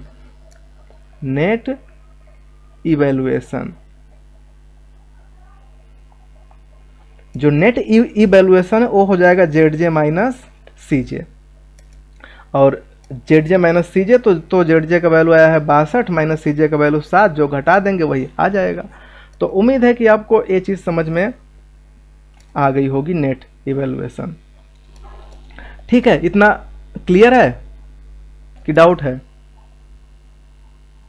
Yes sir, clear है। ठीक है, अब बस एक थियरम जो है यहाँ पर थोड़ा सा बस इसका बेसिक देख लीजिए, और ये छोटा है, कहेंगे तो प्रूफ कर दूंगा, नहीं तो पहले मैं थियरम को समझा देता हूँ कि थियरम क्या है। बहुत बड़ा थियरम नहीं है। एक कहता है improved basic feasible solution. Improved basic feasible solution का मतलब होता है कि जैसे कि मैंने एक बेसिक बनाया था ना, इसमें कौन था? B1 था, B2 से लेके BM तक थे। अच्छा, चूंकि A बराबर क्या होता है? A बराबर यहाँ B हो जाता है और बाहर एक AJ होता है। बहुत सारे होते हैं, उनमें से एक को मैं AJ कह रहा हूँ। तो होता क्या है कि हम AJ को B में इंट्रोड्यूस करते हैं और B में से एक BJ को, BR को हटा देते हैं। ठीक है, ये मैंने पिछले थियरम में पढ़ा, और बाकी कुछ कंडीशन लगा के हम सोल्यूशन फाइंड करते हैं। ठीक, तो कह रहा है कि इम्प्रूव्ड बेसिक फिजिबल सॉल्यूशन, तो इसमें एक टर्म आ रहा है कि जैसे मान लीजिए B हमारा B1 से लेके BM तक है, तो इससे कुछ सॉल्यूशन आया। तो जैसे आप ऐसे सोचो कि A हमारा है, A कितने क्रॉस कितने का है? M क्रॉस N का है। तो जो हमारा B बनता है वो बनेगा M क्रॉस M के। अच्छा, M क्रॉस N का मैट्रिक्स है, B को चूज करना है M क्रॉस M का सब मैट्रिक्स इस प्रकार से कि B का डिटर्मिनेंट नॉट इक्वल टू 0 हो, मतलब सारे के सारे LI हो। ये कितने प्रकार से चूज कर सकते हो? एक फार्मूला है, क्यों? NCM पढ़े हैं? NCM प्रकार से हम चूज कर सकते हैं। तो ये तो एक है ना, तो दूसरा तीसरा चौथा बहुत सारे बनाए जा सकते हैं। कैसे बनते हैं? एक बेसिक को पकड़े, अब इससे प्रॉब्लम को सॉल्व किए, कुछ उत्तर आया, चलो अब मैं दूसरा बेसिस पकड़ लूं, उससे सॉल्व किया, उससे कुछ उत्तर आया, दूसरा उत्तर ज़्यादा बढ़िया है, तो वो कौन सा सोल्यूशन होगा? इम्प्रूव्ड सोल्यूशन होगा। तो इम्प्रूव्ड सोल्यूशन पता कैसे चलेगा कि हम बेसिस के किस वेक्टर को भगा दें और नॉन बेसिक के किस वेक्टर को बुला लें? ठीक है, हमें यम ही वेक्टर मिला करके b1 से ले करके bm यम ही वेक्टर मिला करके बेसिस बनाना है। एक बार बेसिस बना लिए, अब हम इसमें एक ट्रिक खेलते हैं। ट्रिक ये खेलते हैं कि हम करते क्या हैं कि कुछ नॉन बेसिक को बुलाते हैं और अपने अंदर वाले को भगा देते हैं। ठीक है, तो अब कैसे पता चलेगा कि किसको मैं भगा दूं और किसको बुला लूं? ठीक है, तब ये थियरम आता है, कहता है जिसके लिए जो नॉन बेसिक में जो भी एजे है, जिसके लिए जेड माइनस सी जे अगर नेगेटिव हुआ, जेड माइनस सी जे नेगेटिव हुआ, वो अंदर आएगा तो पॉजिटिव चेंज करेगा। ठीक है, मतलब वो प्रॉब्लम के सलूशन को इम्प्रूव कर देगा। तो इसी पर एक थियरम बन गया। ठीक है, देखो यहाँ पर कहता है कि एजे, यहाँ पर देखो, यहाँ पर पूरा मैं हटा देता हूँ, बाकी उसी पर बस मैं फोकस करता हूँ तो आपको ज़्यादा क्लियर होगा। देखो ध्यान से, एजे यह नॉन बेसिक वेक्टर है एजे। ठीक है, जिसके लिए इन द बेसिस कह रहा है कि इसको एडमिट कर लो। देखो एक्स बी कह रहा है कि be another basic feasible solution obtained by admitting non basic vector a j, a j को एडमिट कर लो। ठीक है, फॉर व्हिच उसको एडमिट करो जिसके लिए नेट इवेल्युएशन नेगेटिव हो। ठीक है, then X B is an improved basic feasible solution. तब जो एक्स बी होगा इम्प्रूव्ड बेसिक फिजिबल सोल्यूशन होगा। मतलब किसी को भी नहीं कि हमारे पास बी पड़ा है, हम खाली बैठे हैं, b1 b2 यम है, तो चलो एक एजे को पकड़े, इसमें डाल दिए, बाकी को हटा दिए, एक को हटा दिए। ऐसा नहीं करेंगे, हम केवल उसी एजे को पकड़ेंगे जिसके लिए जेड जे माइनस सी जे नेगेटिव हो। वही जब आएगा तब वो प्रॉब्लम को इम्प्रूव करेगा, तो हो जाएगा इम्प्रूव्ड बेसिक फिजिबल सोल्यूशन। मतलब पहले की वजह से अगर 50 आ रहा था तो अब 50 से ज़्यादा आएगा जेड मैक्स का वैल्यू, इसलिए इसको बोलते हैं इम्प्रूव्ड बेसिक फिजिबल सोल्यूशन। ठीक है, तो ये काफ़ी इंटरेस्टिंग प्रॉब्लम है, मतलब थियरम है। इसको हम प्रूफ पढ़ सकते हैं। अगर आप लोगों के पास टाइम हो तो पढ़ाएं, नहीं तो फिर छोड़ दें। बताइए क्या करें? सर। हाँ बोलिए, यस। क्या करें? छोड़ दें?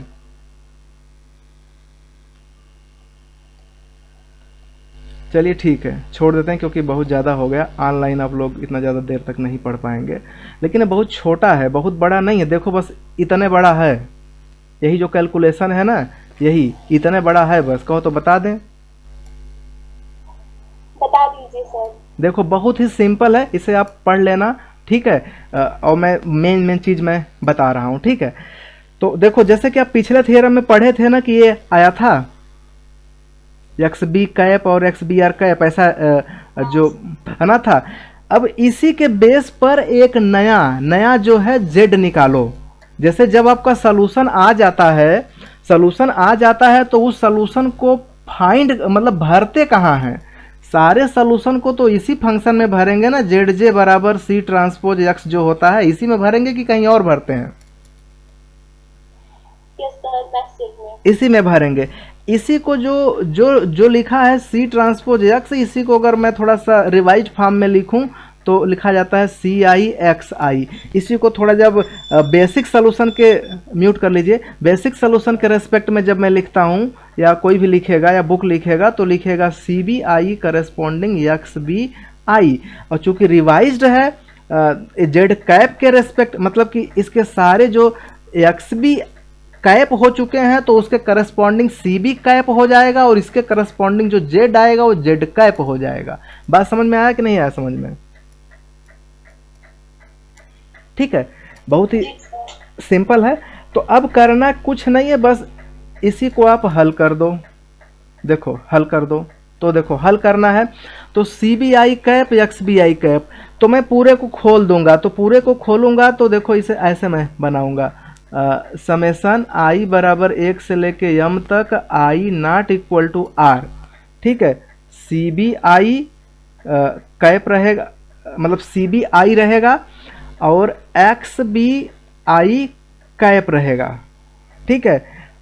और I not equal to R है, और आर वाला अलग से मैं कर दूंगा, सी बी आर इसको भी कैप लगा दो, सी बी आर कैप, और फिर यहाँ हो जाएगा एक्स बी आर कैप।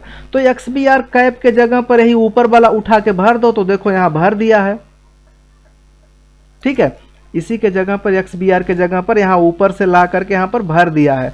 और सी बी आर कैप जो है ना, ये कुछ अलग नहीं है। सी बी आर कैप जो होगा, ये जो कास्ट वेक्टर है, ये सी जे ही होता है, क्योंकि मैंने आपको जस्ट बताया यहाँ पर कि यहाँ जो एजे के करस्पॉन्डिंग, ध्यान से देखो यहाँ पर जो एजे यहाँ जो बना है, एजे के करस्पॉन्डिंग जो कास्ट होगा वो क्या होगा, वो सीजे होगा। यहाँ पर एक सेकेंड, सॉरी, यहाँ पर हाँ, जो कास्ट होगा वो सीजे होगा। तो सीजे यही, चूंकि एजे के करस्पॉन्डिंग ही आपका जो आएगा सी आर जे, नहीं मुझे, हाँ सी बी आर है ना, सी बी आर मैं ले रहा हूँ। तो सी बी आर जो कैप है वो सीजे के ही करस्पॉन्डिंग, चूंकि एजे करस्पॉन्डिंग आएगा तो सीजे आएगा, तो इसलिए इसको मैं यहाँ से यूज कर ले रहा हूँ सीजे, ठीक है। यहाँ पर लिखा भी है सीजे, मैं यूज कर लूँगा। और बाकी जितने भी सी बी आई कैप हैं वो सी बी आई हैं, वो अलग से कुछ है नहीं, ठीक है। तो इतनी चीज़ें हो गई, इतनी चीज़ें आसान है, इसमें कोई प्रॉब्लम नहीं है। अब जो इसमें ट्रिक है उस ट्रिक को समझो, ठीक है। देखो यहाँ सब कुछ भर दिया है, इस first line, second line, third line, इस थर्ड लाइन तक कोई प्रॉब्लम नहीं है। अब थर्ड लाइन में एक ट्रिक खेला जाता है, वो ट्रिक क्या है, देखो मैं यहाँ पर एक्सप्लेन कर रहा हूँ। इसमें क्या है कि आई एक से लेके एम तक है, लेकिन आई नॉट इक्वल टू आर है, ठीक है। मतलब ये मान के चलिए, साइड में यहाँ पर लिखा नहीं है, लेकिन आप इसे समझिए कि ये आई आर के बराबर नहीं है, मतलब आरवां इसमें नहीं है। तो जब मैं इसको खोलूंगा, देखो मैं खोल रहा हूँ, समेसन सी बी आई और यहाँ हुआ एक्स बी आई, ऐसे मैं खोल दिया। फिर माइनस मैं दूसरे को भी खोल रहा हूँ, समेसन सी बी आई और एक्स बी आर और फिर वाई आई जे और अपान वाई आर जे, इतना मैं खोल दिया। अब हाँ, और फिर लास्ट में क्या है, लास्ट में है सी जे के साथ X B R upon Y are J, ठीक है। अब देखो, लेकिन एक चीज़ का ध्यान दो कि आई बराबर 1 से लेके यम इसमें है, आई बराबर 1 से लेके यहाँ पर भी आई बराबर 1 से लेके यम है, लेकिन किसी में आई बराबर आर नहीं है, आई बराबर आर नहीं है। तो आई बराबर आर, हाँ आई बराबर आर इसमें नहीं है, तो मैं इसमें अलग से एक आई बराबर आर में ऐड कर देता हूँ। मतलब कि सी बी आर और एक्स बी आर मैं इसमें ऐड कर दिया। इसमें ऐड कर दिया तो अपने से मैं घटाऊंगा भी, माइनस सी बी आर और एक्स बी आर को मैं घटा भी दिया, ठीक है। तो घटा देने से जो इतना बड़ा पार्ट है, ए वाला पूरा पार्ट जुड़ करके क्या हो जाएगा, ये हो जाएगा समेसन आई बराबर 1 से लेके यम तक सी बी आई और एक्स बी आई, और इसी को बोलते हैं जेड नाट। इसी को एक नाम मान लो, जेड नाट। जेड नाट इसलिए मैं कह रहा हूँ क्योंकि शुरू में जो सॉल्यूशन आता है ना, देखो यहाँ पर जो सॉल्यूशन है एक्स बी है, एक्स बी को जब मैं उसमें कास्ट वेक्टर में भरता हूँ, यानी कि मैक्स जेड में जब मैं भरता हूँ, मैक्स जेड बराबर होता है सी एक्स, ऐसे या सी ट्रांसपोज एक्स कर दो, तो जब एक्स बी आता है तो सी बी आता है और एक्स बी चला आता है। तो इसी को जो प्रारंभिक जो आता है पुराना वाला जो जैसे कि शुरू में आपको एक्स बी सोल्यूशन मिलेगा, तो इसी सोल्यूशन के करस्पॉन्डिंग जो आ रहा है जेड, उसी को मैं जेड नाट मान ले रहा हूँ। तो ये जो टर्म है यहाँ से, ये जो पहला वाला टर्म है उसकी वजह से आ गया जेड नाट। अब देखो, अब ये जो आप माइनस में किए हो ना सी बी आर और वाई और एक्स बी आर, ठीक है, तो ये तो यहाँ पर एक एक्स्ट्रा दिख रहा है माइनस वाला। अब मैं इसको भी तो मैनेज करूँगा, यहाँ पर जो दूसरा टर्म है, ये जो दूसरा टर्म दिख रहा है इतना बड़ा, इसमें देखो आई पर चीज़ें बदल रही हैं, आर पर नहीं। तो ये तो जो ये एक्स बी आर बटा वाई आर जे है ना, इसको आप कर दो बाहर, एक्स बी आर बटा वाई आर जे को कर दो बाहर। तो बाहर जब आप करोगे तो यहाँ से मुझे क्या मिलेगा, यहाँ से देखो एक्स बी आर बटा वाई आर जे, ये हो गया बाहर। तो बाहर तो अंदर क्या बचा, समेसन आई बराबर 1 से लेके यम तक I not equal to are, और मुझे मिला है सी बी आई और साथ में वाई आई जे। ठीक है, ये मिला हुआ है, इतना टर्म है।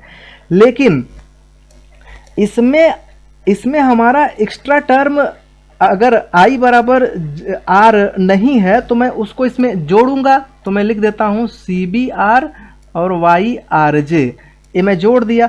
अगर मैं ये जोड़ दिया तो मैं घटाऊंगा भी, ये सारा चीज इसी ब्रैकेट के अंदर हो रहा है, ध्यान से आप देखना, इसी ब्रैकेट के अंदर हो रहा है। मैं इसको थोड़ा सा ब्रैकेट बड़ा बना देता हूँ।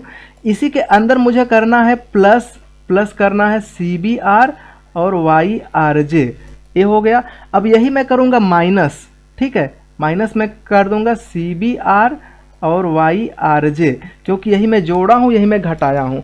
तो जो ये मैं जोड़ा हूँ ना, तो जोड़ने वाला टर्म इस पूरे को कंप्लीट करके देखो ध्यान से, वाई बी ऊपर से इसी को फिर से नीचे कॉपी करो, एक्स बी आर बटा वाई आर जे और फिर ब्रैकेट, और ये जो टर्म है ये पूरा इतना जो ऐड हो गया है, आरवां पद मैं इसमें जोड़ दिया हूं, तो जोड़ने से ये पूरा कंप्लीट हो जाएगा। तो हो जाएगा समेसन आई बराबर 1 से लेके यम तक पूरा, और ये हो जाएगा सी बी आई और वाई आई जे, ये पूरा कंप्लीट हो गया। ठीक है, लेकिन जब इस ब्रैकेट को आप खोलोगे तो बाहर से ये जो वाई एक्स बी आर बटा वाई आर जे है, जब अंदर जाएगा तो गुणा होगा। तो यहाँ जो वाई आर जे ऊपर है, यहाँ वाई आर जे नीचे है, इसको काट देगा तो बचेगा क्या, माइनस में बचेगा एक्स बी आर। ठीक है, एक्स बी आर ए बचेगा। अब देखो एक्स बी आर तो यहां से बच गया, तो अब हम यहां से एक टर्म लिख रहे हैं, इसको क्या बोलते हैं, ये जो सी बी आई वाई आई जे है, इसको क्या बोलते हैं, जेड, हाँ गुड, जेड जे। तो ये हो गया जेड जे, और साइड में ध्यान देना, ये हो गया जेड जे, और साइड में यहां पर क्या है, यहां पर है एक्स बी आर बटा वाई आर जे। नहीं चल रही, एक सेकंड, वाई आर जे। ठीक है, तो ए टर्म देखो हमारे पास कुल अभी एक्स्ट्रा टर्म कहाँ कहाँ है, एक्स्ट्रा टर्म एक यहाँ पर है, यहाँ पर एक्स्ट्रा टर्म है, और एक extra term minus X B R यहाँ पर दिख रहा है। लेकिन बीच में ध्यान देना, ये जो बीच में है, बीच में माइनस है, जब आप इसे खोलोगे तो ये प्लस हो जाएगा। ठीक है, एक्स बी आर, और चूंकि यहाँ पर जो सी बी आई अलग से है ना, ये गुणा होगा सब पर, क्योंकि मैं केवल उसी में गुणा किया हूं, तो सब पर गुणा होगा, तो इसमें सी बी आर भी गुणा हो जाएगा आरवें के लिए। तो यहाँ पर ए टर्म और ए टर्म प्लस वाला है और ए टर्म माइनस वाला है, ए टर्म कट जाएगा। ठीक है, और सिर्फ हमारे पास यहाँ जो बचा है एक्स बी आर बटा Y are J, a term बचेगा, ये ऊपर वाला जेड नाट बचेगा, और साथ में ये सी जे बटा इतना बचेगा। ये तीन टर्म बच रहे हैं, उनको मैं लिख रहा हूँ बारी बारी से। पहला एक, यहाँ पर पहला जो बन रहा है इसको एक सेकेंड, एक, यहाँ पर जो दूसरा टर्म बच रहा है इसको मैं कहूँगा 2। मेरा पेन टैप सही नहीं चल रहा है, इसलिए लिख कुछ रहा हूँ, लिखा कुछ जा रहा है। ठीक है, तो यहाँ पर इसे 2 कहिए, और फिर तीसरा वाला ए टर्म 3। तो इन तीनों का यूज करके, चूंकि बीच में माइनस है, इस प्रकार से आप सेट कर लोगे। ठीक है, क्योंकि बीच में माइनस है तो खुल जाएगा। तो इस प्रकार से यहाँ से सारी चीज़ें मैंने यहाँ पर लिख दिया है, खोल करके प्रॉपरली पूरा यहाँ पर मैं यूज किया हूँ। हाँ ठीक है, यहाँ शुरू में माइनस था, तो ये कुछ लग रहा है कि ये क्लियर हो रहा है कि नहीं हो रहा है? क्योंकि देखो लास्ट में जो यहाँ पर एक्स बी आर बटा वाई आर जे जो दूसरा टर्म मैं लिखा हूँ और जो तीसरा मैं टर्म लिखा हूँ, तीनों में आप कॉमन लोगे तो जेड जे यहाँ से जेड जे हो जाएगा और यहाँ से सी जे हो जाएगा। तो जेड जे सी जे कॉमन हो जाएगा तो जेड जे माइनस सी जे और एक्स बी आर बटा वाई आर जे बाहर हो जाएगा, दोनों में सेम है। तो इस तरीके से, और शुरू में ये जो टर्म है एक्स बी आई बटा X B I C B I into X B I, ये पूरा यहाँ पर देखो ऊपर C B I into X B I के टर्म में ऊपर जेड नॉट बना रहा है, तो ये इस तरीके से सेट हो जाएगा। ऐसा थोड़ा सा आपको मेहनत करना होगा, आप चाहें तो इसे कर सकते हैं या फिर अगर नहीं चाहें तो कोई बात नहीं। क्या लग रहा है, समझ में आ रहा है या फिर कुछ घाल-मेल लग रहा है? थोड़ा बड़ा है, कुछ लग रहा है, कुछ लग रहा है कि सही होगा कि फिर पूरा लग रहा है कि गड़बड़ ही होगा? सर ये इधर का और ये नीचे का सब क्लियर है, ये जो दूसरी लाइन है बस यही सर थोड़ा डाउट है। देखो दूसरी लाइन में डाउट, बहुत बड़ा डाउट नहीं है, मैं उसे एकदम क्लियर कर दे रहा हूँ। वो तो बस भरा ही गया है ना। रुक जाओ, अभी मैं जस्ट बता रहा हूँ, एक सेकेंड रुके रहिए। देखिए दूसरी लाइन में क्या डाउट है, ये जो मैं लिखा हूँ यहाँ पर, इसको चाहो तो आप summation X B C B I cap X B I, अरे यार हो क्या गया इसको,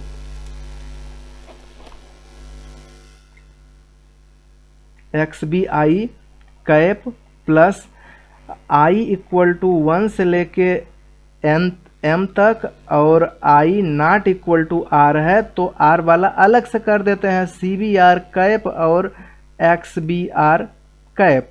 और जब ये दो भाग में हो गया तो ये एक्स बी आर कैप का जो वैल्यू है उठा करके यहाँ पर भर दो, तो यहाँ भर दिया है। और जो एक्स बी आई कैप का जो वैल्यू है वो यहाँ पर पहले वाले में ला करके भर दिया है। अब प्रॉब्लम ये हो रही होगी कि सी बी आई कैप से सी बी आई कैसे हो गया, और यहाँ जो सी बी आर था सी बी आर, ये सी बी आर बन के सी जे कैसे हो गया? यही डाउट है या कुछ और? Yes sir. तो सी बी आर तो क्लियर है ना कि सी बी आर, मैं बोला हूँ कि सी बी आर जो है सी जे है ना, सी बी आर आरवें वेक्टर के करेस्पॉन्डिंग बन रहा है। ठीक है, जैसे कि जब हम इसका रीनंबरिंग करेंगे, रीनंबरिंग करने का मतलब है कि एक चीज़ ऊपर आप देखे हो ना, यहाँ पर देखो ध्यान से, ये आप देख रहे हो कि जो बी आई कैप है, सारे B I cap B I के बराबर हैं कि नहीं है? जी सर। आरवा को छोड़ करके, और बी आर कैप के करस्पॉन्डिंग एजे बन रहा है, तो इसके करस्पॉन्डिंग कास्ट वेक्टर कैसे बनेगा? कास्ट वेक्टर ऐसे बनेगा कि अब हम इसी के सिमिलर कास्ट वेक्टर लिख देंगे। कास्ट वेक्टर कैसे लिखेंगे? सी बी आई कैप बराबर सी बी आई, ठीक है, आई नॉट इक्वल टू आर।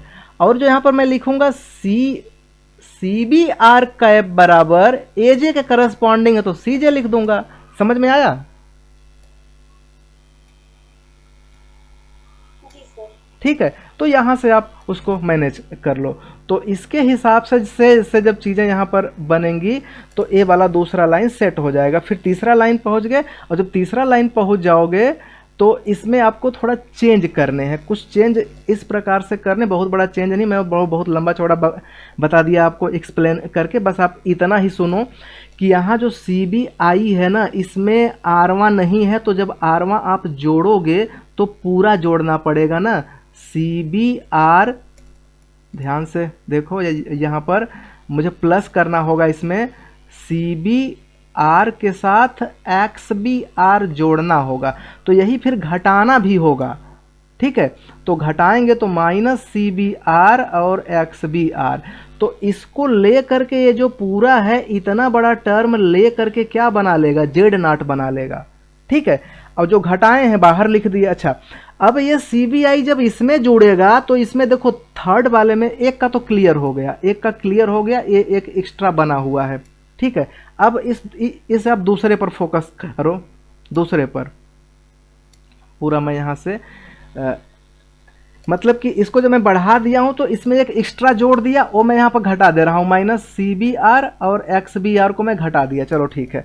अब जब आप इसका आप गुणा करोगे ना इसमें, तो इसमें क्या कॉमन है, इसमें बी आर बटा वाई आर जे कॉमन है, यहाँ पर भी देखो बी आर बटा वाई आर जे कॉमन है, तो दोनों तो मैं कॉमन ले लूँगा यहाँ से, बी आर बटा वाई आर जे। लेकिन ये जो सी बी आई जब इसमें गुणा होगा, ध्यान से सुनना, जब सी बी आई इसमें गुणा करेगा तो ये समेसन का term summation C B I के साथ वाई आई जे हो जाएगा। लेकिन इसमें आरवां टर्म नहीं है, तो एक एक्स्ट्रा आर करोगे आप, C B R Y are J आप ऐड करें एक्स्ट्रा। अब वही एक्स्ट्रा आप घटाओगे भी, क्योंकि अपने से जोड़ रहे हो, तो सी बी आर और वाई आर जे आप घटा भी दिए। ठीक है, इतना चीज़ें क्लियर हो गई होंगी। तो इतने को ले करके ये क्या बना लेगा, पूरा बना लेगा, समेसन आई बराबर 1 से लेके m तक सी बी आई वाई आई जे, और इसी को पूरे को बोलते हैं जेड जे। तो इसकी जगह आ गया जेड जे। समझ में आया कि नहीं आया समझ में? Yes sir.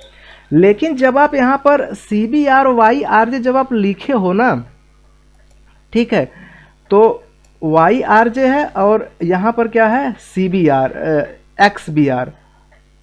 ठीक है, यहाँ पर हमने एक्स बी आर यूज किया है। तो इसमें एक और फार्मूला यूज करते हैं, क्योंकि समेसन जब हम यहाँ पर चेंज कर रहे हैं तो सर एक यहाँ पे भी है, CBI XBR कैंसिल हो जाएगा। ये जो वाई आर जे है, देखिए यहाँ पर बीच में माइनस है ना, तो बीच में ये जो माइनस है, इस माइनस को जब आप खोलोगे तो ये प्लस हो जाएगा। तो ये प्लस हो गया और ये माइनस हो गया। फर्क इसमें क्या है कि इसमें C B R Y are J है, इसमें C B R X B R है। ठीक है, तो एक्स बी आर है, तो इसको हम थोड़ा सेट करते हैं। एक्स बी आर का एक फार्मूला कोई ऊपर से, यहाँ पर एक्स बी आर बटा वाई आर जे, एक्चुअली दोनों वाई आर जे है, यहाँ पर वाई आर जे आएगा। हाँ हाँ, एक चीज़ का ध्यान दो, बाहर ये जो एक्स बी आर बटा वाई आर जे है, ये बाहर कॉमन भी होगा ना, यहाँ पर ये बाहर कॉमन भी होगा, एक्स बी आर बटा वाई आर जे कॉमन भी होगा। तो जब आप खोलोगे तो ले करके इसको काट देगा और बनाएगा क्या, X B R C B R, X B R C B R. ये प्लस में दिख रहा है और यहाँ माइनस में, ये दोनों कट जाएंगे, बस सेट हो जाएगा। तो ये जेड नॉट और जेड जे, और यहाँ सी जे कॉमन, सी जे है ही, माइनस के साथ कॉमन लोगे तो माइनस सी जे, इस प्रकार से सेट हो गया। मैं 2 बार बताया, चूंकि जो बोर्ड पे, व्हाइट बोर्ड पे या ग्रीन बोर्ड पे बताना होता है तो अलग होता है। मैं यहाँ पर आपको सॉफ्ट बोर्ड पे बता रहा हूँ, ऑनलाइन बता रहा हूँ, तो थोड़ा एक साथ चीज़ें नहीं आ रही, लेकिन आप खोल के देखोगे, आप बीएससी 3rd ईयर के स्टूडेंट हो तो आप कर लोगे। मुझे लगता है कि आपको समझ में आ गया होगा। डाउट है अभी भी? डाउट है तो आप इसको खोल करके बाकायदे करो, हो जाएगा, कोई प्रॉब्लम नहीं है। तो हम फाइनली पहुंच गए यहाँ। अब प्रॉब्लम ये है कि आप ये पहले से बता चुके हैं, एक्स बी आर बटा Y are J, x B R बटा वाई आर जे ऊपर की ये पॉजिटिव होता है। क्यों बता चुके हो? एकदम ऊपर आओ। जब आप इस प्रॉब्लम को हल कर रहे थे यहाँ पर, तो आप बताए थे ना कि पूरे को पॉजिटिव होने के लिए, इसको पॉजिटिव होने के लिए वाई आर जे पर मुझे कंडीशन रखना होगा कि ये पॉजिटिव हो जाए। यहाँ पर देखो कंडीशन रखा भी है, तो ये तो पॉजिटिव होता ही है। एनी हाउ मुझे मैनेज करना है कि ये से पॉजिटिव बनाना ही है, नहीं तो नहीं हो पाएगा। तो पॉजिटिव होने की वजह से अब आप इस प्रॉब्लम में आइए, देखिए ए हो गया पॉजिटिव,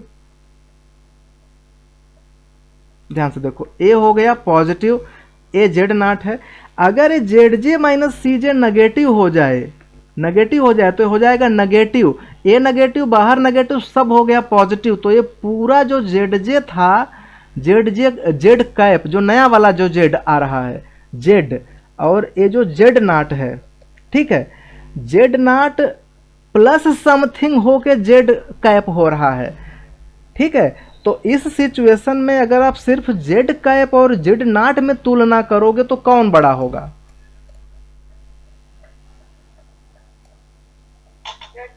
जेड कैप बड़ा हो जाएगा, क्योंकि जेड कैप जो आ रहा है वो, ध्यान से अगर आप देखो, चूंकि जेड जे माइनस सी जे नेगेटिव है, ए नेगेटिव है, ए पॉजिटिव है, ए नेगेटिव बाहर है, नेगेटिव यहाँ पर नेगेटिव है, तो सबका गुणा कर दोगे तो पॉजिटिव हो जाएगा। तो जो जेड कैप है वो जेड नॉट प्लस समथिंग है। जेड जैसे मैं कह दूँ 5 4 प्लस समथिंग है, अगर मैं सिर्फ इसी 5 और 4 का तुलना करूं तो कौन बड़ा है? 5 बड़ा है। Just like same Z not बराबर जेड कैप बराबर जेड नॉट प्लस समथिंग। तो इस कंडीशन में जो जेड कैप है सेपरेटली जेड नॉट से बड़ा हो जाएगा, क्योंकि जेड नॉट ओरिजिनल है। जो जेड नॉट है वो ओरिजिनल जो फर्स्ट टाइम हमें बेसिक फिजिबल सोल्यूशन मिला था एक्स बी, उससे निकला था जेड नॉट बराबर सी बी एक्स बी। और जब मैं उसको रिवाइज्ड किया, मतलब कि बी आर को मैं भगा दिया बेसिस से और एजे को इंट्रोड्यूस कर दिया बेसिस में, तो उस सिस्टम में फिर नया जो सिस्टम बना उस सिस्टम में और एजे को ऐसा चूज किया गया था कि जेड जे माइनस सी जे नेगेटिव हो।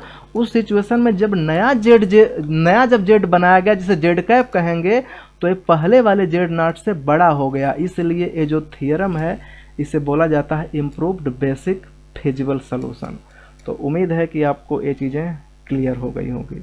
तो आज के लिए बस इतना ही, फिर मिलते हैं नेक्स्ट वीडियो में।